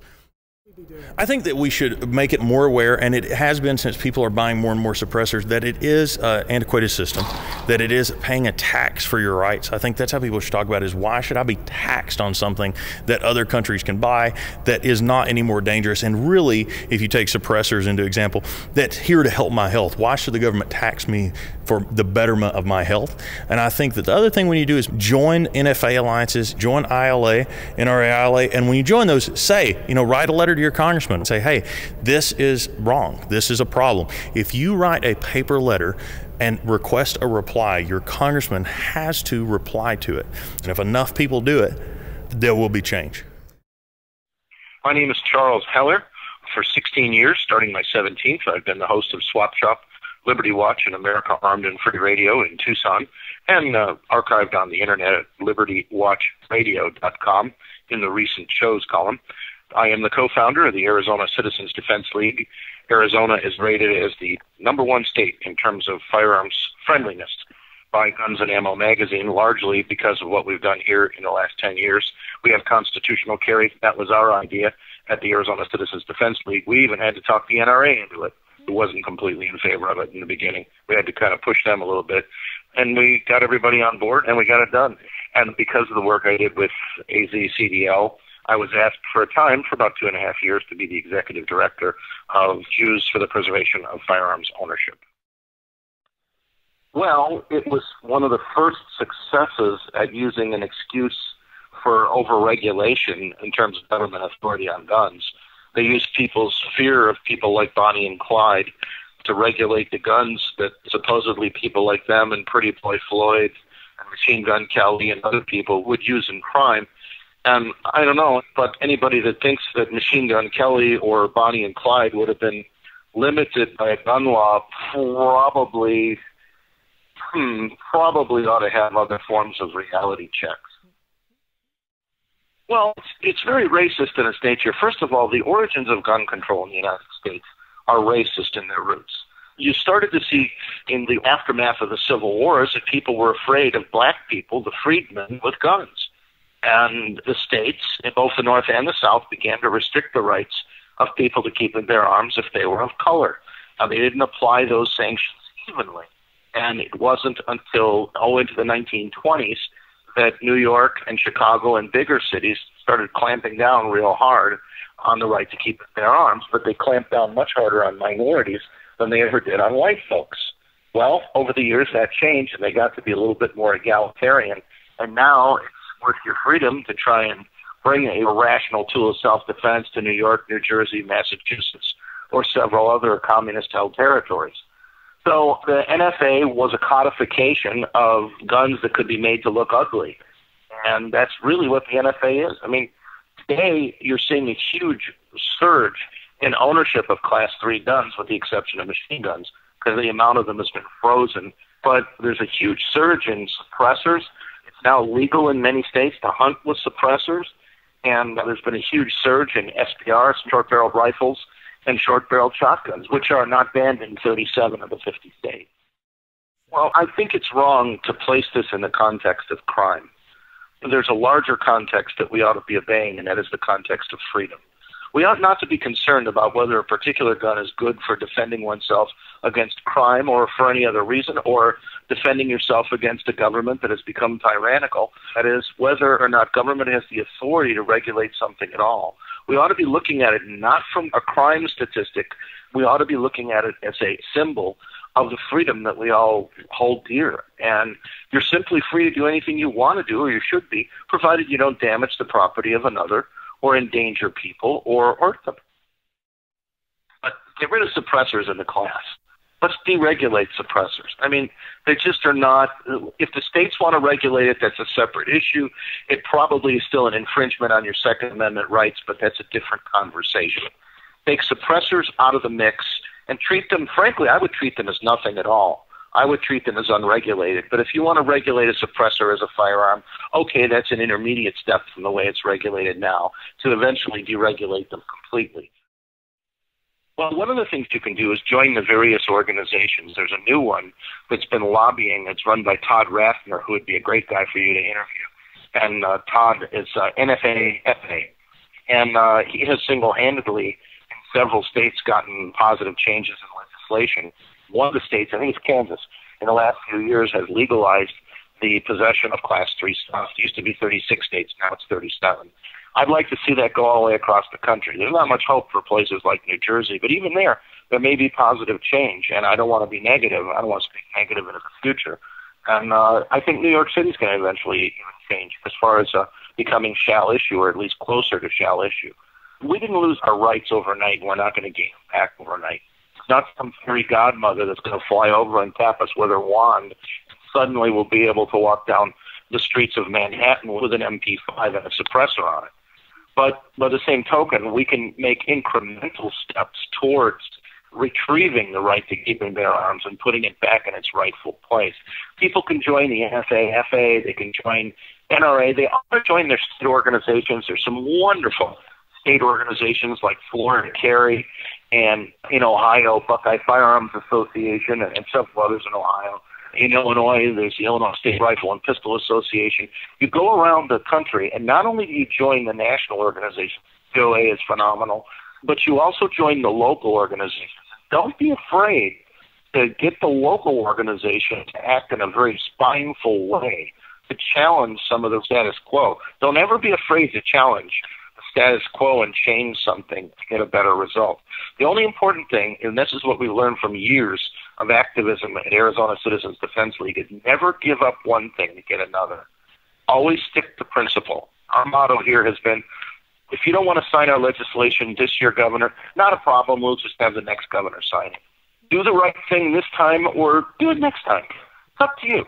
It's just a matter of whether or not you want to see the votes of the right to keep and bear arms voters support you or desert you. Your choice. Well, I can tell you that the hardcore of anti-freedom bigots, first of all, change your vocabulary.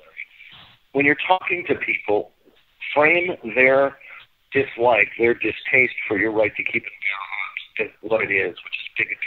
Because you have a right, read the Heller decision, I'm not related to Dick Heller, but read the Heller decision from the Supreme Court in 2008.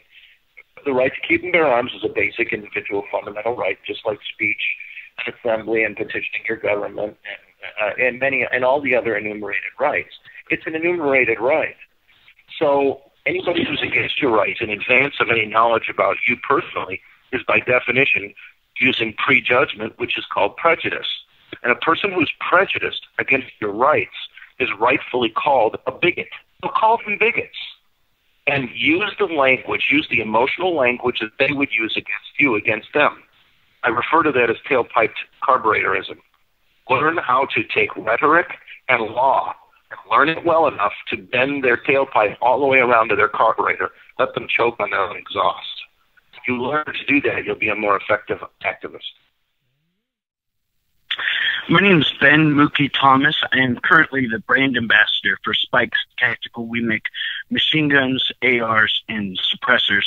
But your audience will probably remember me from the Hurt Locker, where I was technical director, or my time at SEAL Team, or as a contractor for Blackwater.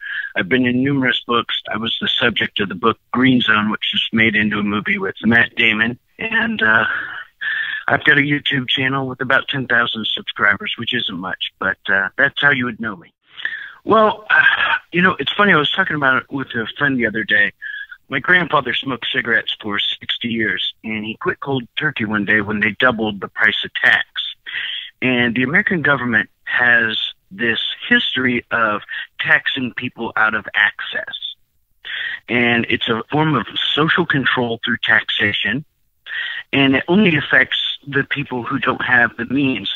So the irony is that these are almost exclusively carried out by Democratic politicians who hate class warfare, so they say, and in reality, it just punishes poor people. So you get a $200 tax stamp for your gun, you have to wait 6 months. These things can price certain people out of the gun, out of the suppressor. So it's just another unethical, dishonest, and shady taxation. If we're going to talk about gun control or gun restriction, let's take a logical look at it. Let's go after guns that are disproportionately used in violent crime.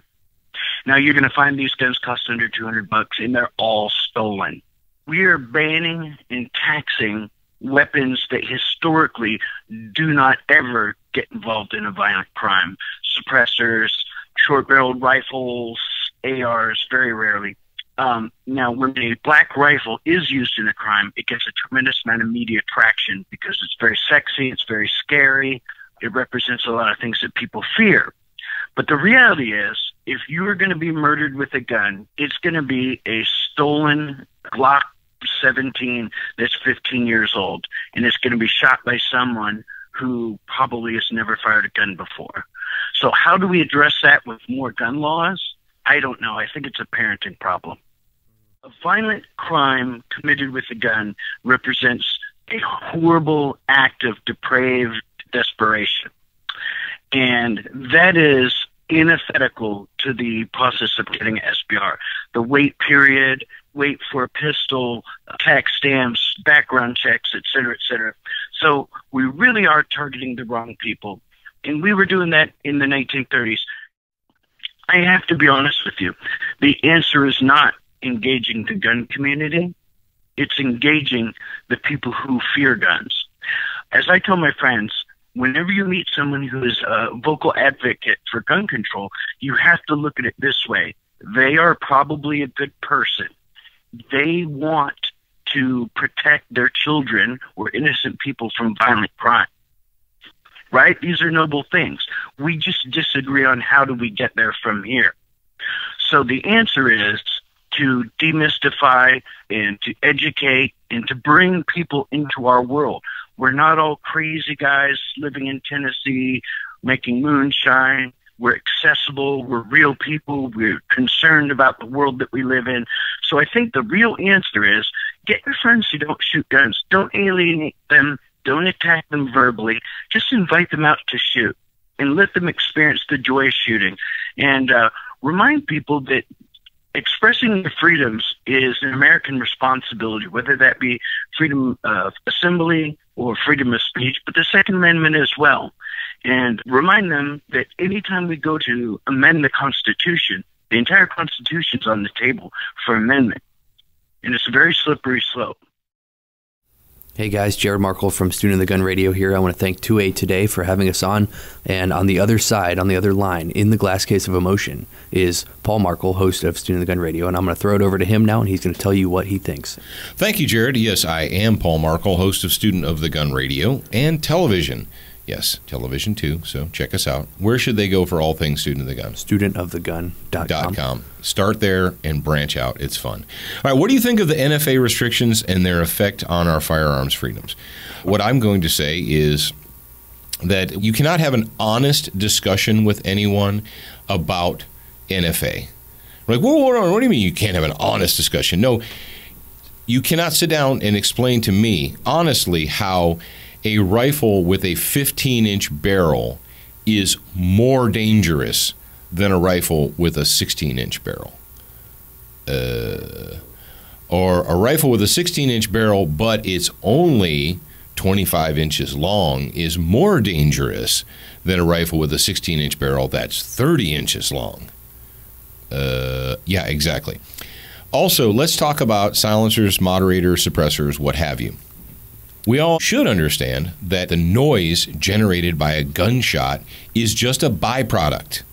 It's just a byproduct of the powder changing very rapidly from a solid to a gas, right? We understand that. And that noise is not so much different than a combustion engine on a motorcycle or a car or a lawnmower or whatever. And if you drove your car, you said, you know what? I don't care about noise. I'm going to go and take the muffler off of my car, and I'm going to drive down the street with no muffler on. How far will you get? Well, you're not going to get past the first police car because they're going to pull you over and they're going to stop you and they're going to say it is not legal for you to drive down the street in your car without a muffling device on it because that is noise pollution and it's too loud. All right.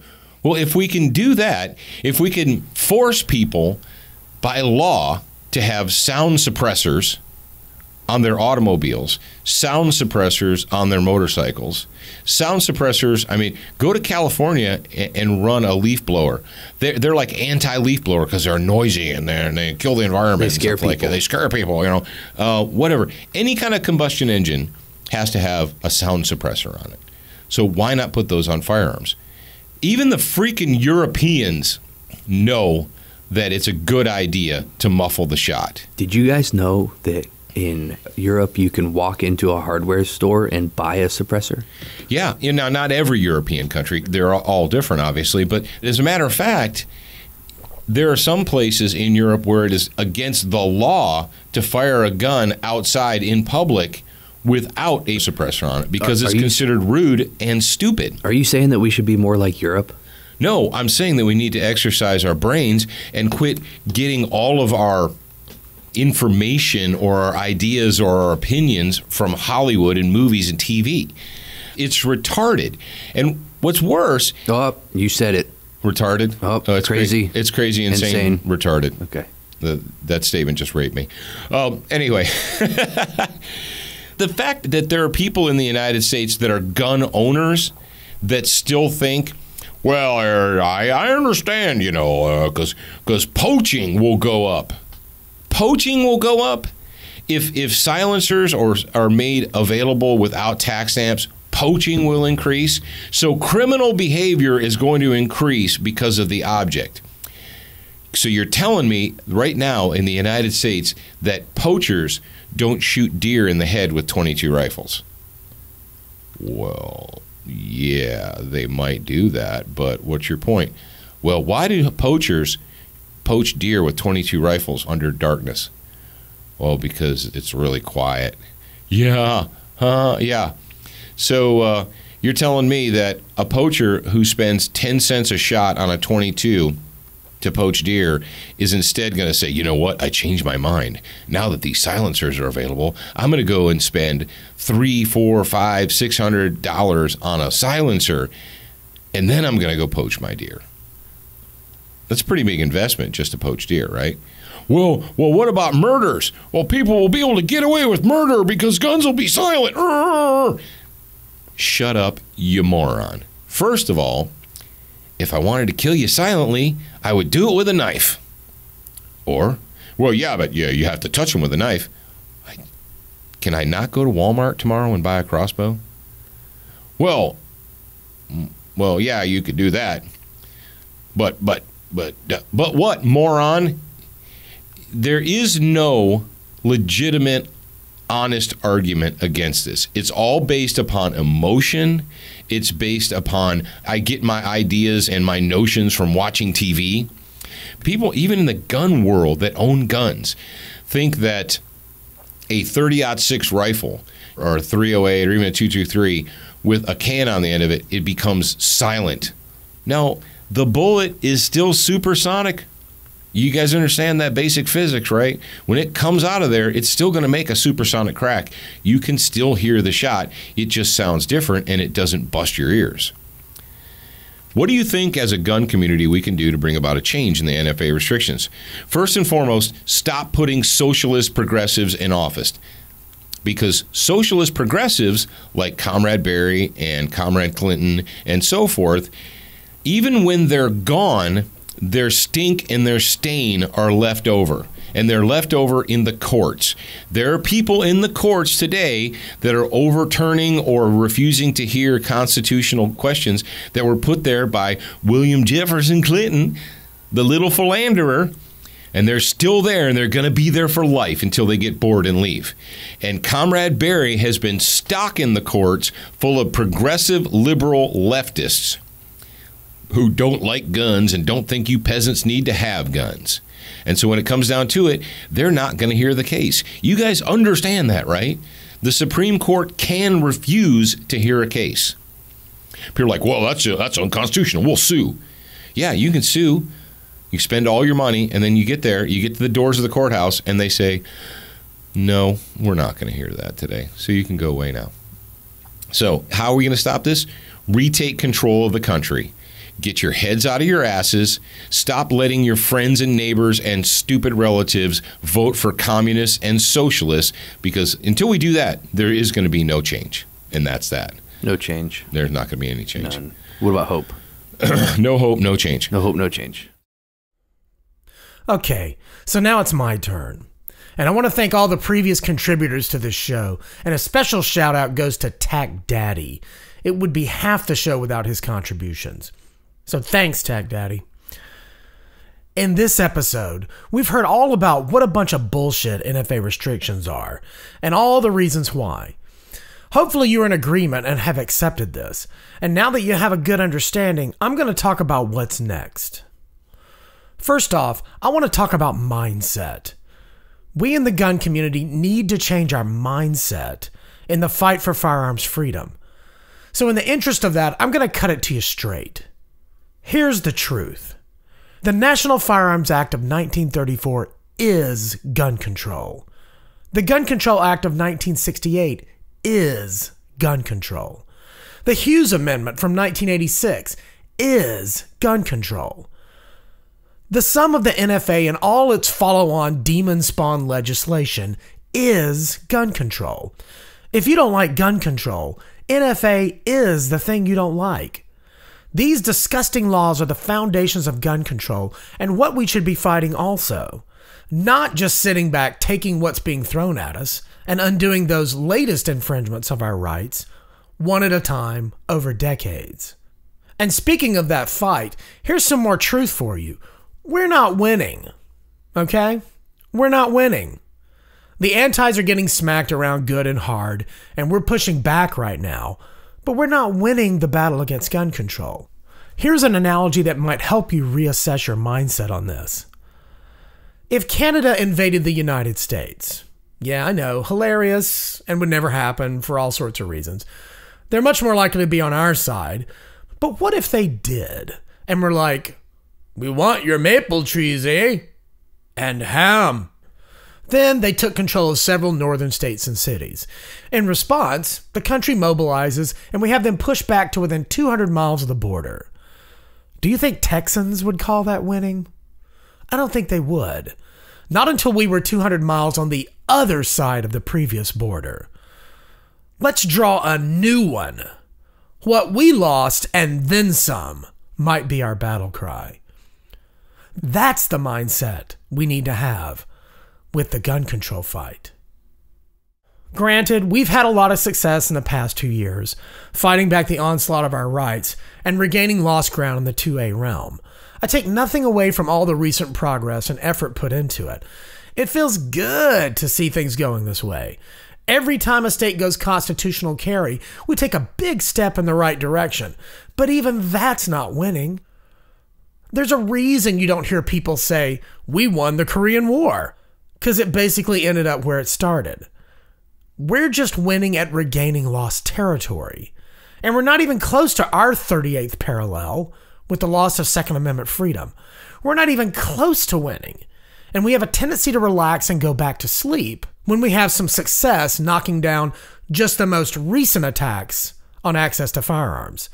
That's like pushing the invading Canucks back just past Chicago and the rest of the country saying, "Oh well, we got Chi-Town and the Bears back.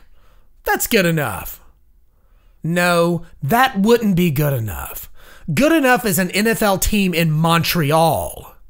You screw with us, we get ours back and more. That's the American way. Or have we forgotten that? Look, make no mistake about it. This is a multi-generational, decades-long fight to regain lost freedom.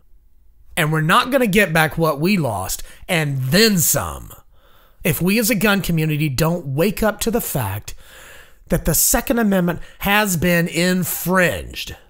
And for a long time now, it has been violated. And then generations passed, and it became normal. And now they call it NFA restrictions, and sporting purposes, and 922 are ridiculous, and background checks, waiting periods, and freaking registration. Check your mindset, people, and you better be teaching your children to pick up this fight when it's their turn. We're gonna need them. The second thing I want to talk about is language. If you're going to change your mindset, you better have the right language to support it. And I'm talking about the way you talk about the foundations of gun control, like NFA. Think about it. If you're going to change the way you think about gun control, you can't continue to speak in ways that conflict with your new mindset. You know, there's something that the antis do so well, and that is to control the language around gun control. The popularization of the term assault weapons by Josh Sugarman of the Violence Policy Center being one of the most successful examples. He pushed a couple of words into the arena that makes semi-auto black rifles sound like machine guns, and it worked. It stuck. Everyone uses it. Hell, even a lot of gun owners use the term assault weapons to describe modern sporting rifles. Now that is some successful control of language. When you can get everyone, including the opposition, to use your bullshit made-up term. Here are some others from their hit parade you may have come across. Gun violence. Like guns run around on their own committing crimes. We must stop those guns from doing that. High-capacity magazines. No one in a gunfight has ever had one of those, even if their mag had 100 rounds in it, not to mention 30, 17, or even a paltry 15. Here's a classic, common sense legislation. Please. Oh, and here's a good one. Reasonable gun control. Reasonable, huh? I think Inigo Montoya put it best in The Princess Bride. You keep using that word. I do not think it means what you think it means. You see what they've done? Controlling language is about controlling the way people think. And if you control the way people think, you can make serious change happen. Controlling the way people think is the greatest force multiplier of all time. And the anti-rights folks are good at it. Probably because it's all they do. They sure aren't spending an hour per gun cleaning like I do after a range visit. They got a lot of time on their hands to come up with this crap. That's what I'm saying. If I were an anti, I would look at gun owners and say, ha, look at those idiots. We've got them believing and accepting our lies like they are the truth. They talk about shall not be infringed, and we've already infringed the shit out of their precious Second Amendment. They don't even know how bad they've been infringed, and they accept it as normal. And you know what? They're right. They've been right about that for so long that they've even forgot about it.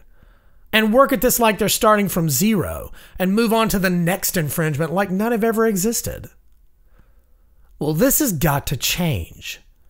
And that change starts with us. You know, it sounds so simple. It's almost counterintuitive. But if we can get control of our language around this issue, then we might start thinking differently about it and start influencing others to do the same. I'm not going to bullshit you. This act in and of itself won't change NFA restrictions tomorrow, but without changing our attitudes toward the foundation of U.S. gun control, we surely will never see it change. And we will always be fighting for what we've lost recently. We can at least speak about our Second Amendment rights in a historically accurate manner. And in the absolute least, let's not be their little bitch and speak meekly about this. Say it this way. Yeah, I've followed your stupid law as it is today. I'm a gun owner, and we are in the utmost large part good law-abiding citizens. But I did it under protest. And let me tell you, that horse shit will not stand. Someone please explain to me what good this is doing. Nothing. The answer is nothing. And I'm sick of this and other robberies of my rights. They're not okay. And they will not stand. Doesn't that feel better to say it that way? Makes me feel better. Doesn't what I just said and the way I said it fit the actual Second Amendment situation we have today? Better than what you've been saying about it? Sounds more like what's actually going on, doesn't it? I know it's simple, but change starts with your mindset and the way you talk about it. Now, the intent of this episode is for you, the listening audience, to hear people talk about NFA like it's not okay. And then maybe, just maybe, you will start to do the same. And it will spread as others hear your new way of speaking. And here's your chance to start. And it's this simple. NFA is not okay. Say it. NFA is not okay. No curse words, no yelling, just NFA is not okay. And as you've heard in this episode, NFA is not okay. It's not okay. The NFA is the original infringement of the Second Amendment. It's the thing that the antis stand on and continue their decades-long attack. They like to say, no one is going to take your guns away. They like to say this as they try to lull us back into inaction. For all practical purposes, they've already taken whole categories of firearms from us. When they say, no one is going to take your guns away, I say, you already have. So look, I'm not here just to bitch at you. I have a solution, or at least the beginnings of one. We're going to start a grassroots movement here, right now, with one simple and very achievable idea. Gun owners have to stop talking about NFA restrictions like they are an okay thing. You know, just the way things are. Business as usual, and then it's always been this way. You know, the antis do it so well. Control that language. Well, we're going to do some language control of our own, and it's going to start with the simple phrase, NFA is not okay. Say it. Say it every day. Write it on your mirror with shaving cream so you can see it first thing in the morning. Use lipstick, it'll last longer. Or take a picture of the shaving cream, I don't care. Just say it every chance you get, especially when you are talking about anything to do with NFA. I made it rhyme for you. It's easy. It sounds a little silly and a little simple. Hell, come up with your own phrase if you don't like mine. I don't care, but it's got to start somewhere, and that's going to be with us. Now, I'm not saying go defy NFA and make your own unregistered so-called NFA items. Don't break the law. That's not what the gun crowd does. We follow the rules. You don't want the alphabet gang making an example of you. On the contrary, I'm saying go through the NFA process. Get a suppressor, a short-barreled rifle, a short-barreled shotgun. And if you have the money, get a full auto weapon. The more people participate, the more normal these so-called NFA items become. Now, you may be a total pessimist about ending restrictions on one or more of the classes of firearms covered under NFA. I get it. But you can at least not lie to yourself about it, about how you've been robbed of your freedom, or lie to your friends or children about it. How about this? Let's commit to this. Let's not teach yet another generation of future law-abiding, tax-paying, productive American citizens that this farce of a law, nay, this great lie on the American people is okay, or even normal. We can in the least not lie to our children about this. Can we at least do that? Can we not lie to our children about the freedoms they are supposed to be enjoying? Hell, do it for the kids. Let me borrow some anti-right spin here. How about this? If we can save just one child from losing their freedom, isn't it worth it? Do it for the children. Taking victories where we can get them and moving forward incrementally in recovering our rights is very important and necessary to this fight. But we also have to stay aware and focused on the Eye of Mordor. Hello, NFA. Where the actual problem began. And we need to continue chipping away at that at the same time. We can't do that if we don't understand and speak about the foundation of the problem in a realistic way. And be restless about this. Let your government representatives and gun rights organizations know that you are sick of this and want to see movement towards an end to this idiotic law. All right, so that was my bit about NFA. But I'm not going to send you away with just a catchy phrase to fight NFA. I got t-shirts. Hell yeah, put it on a shirt. And you can have one if you pay for it. They ain't free, so you got to buy one. And let me tell you something, there ain't much money in the t-shirt thing. But what little proceeds there are will go back into promoting the NFA is not okay movement and this podcast. You can get your NFA is not okay stuff at, naturally, NFAisnotokay.com.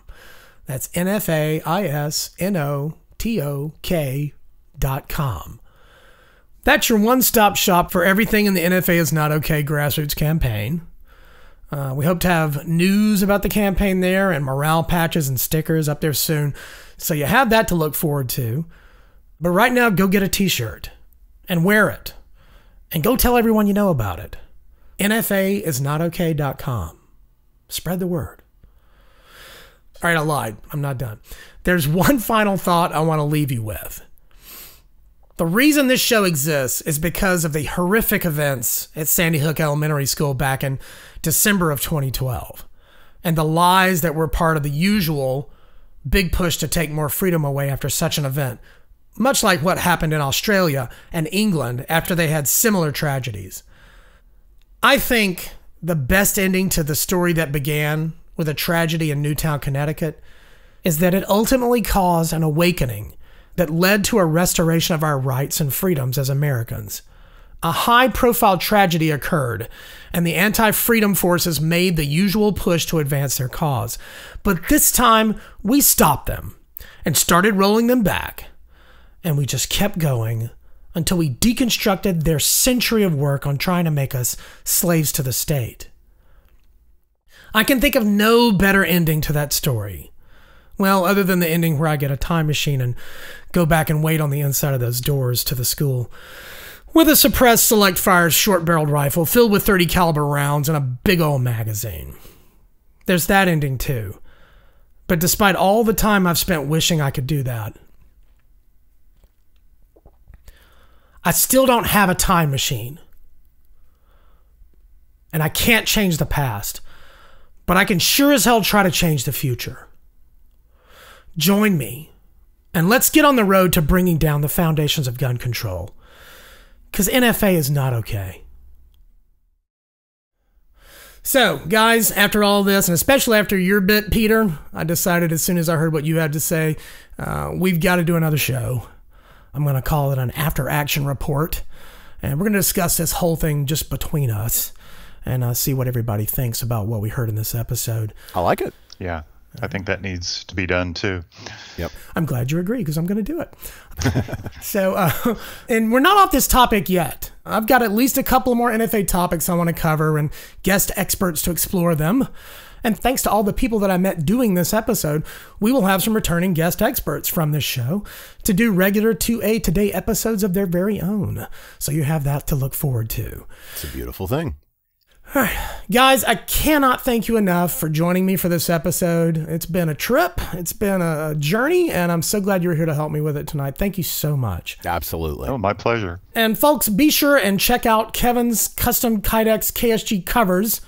Use your own K's and C's how you wish. They're at eBay. And they're cool. Absolutely. Cool custom Kydex. Oh, I need to add that. Yeah, Kevin's custom. Where does cool go? Kevin's cool. Cool custom Kydex. Kevin's cool custom Kydex KSG covers at eBay. And what did they search, Kevin? If they type that in, they might get it, or it could just be KSG Kydex cover. Just do KSG Kydex cover, everyone. I want you to find them, okay? All right. And where do we follow what you're doing, Peter? Well, there's a few places. First of all, of course, there's the full-length pro-Second Amendment documentary that is still in the planning stage, Infringe the Movie. So there is infringethemovie.com. There is Infringed Second Amendment in the Crosshairs, which you can find on Facebook. That's the full title of the project. And I also do corporate video production. So if you are a owner of a company and you would like to work on your corporate video project with somebody who shares your views and you're listening to this podcast, that means I probably do share your views.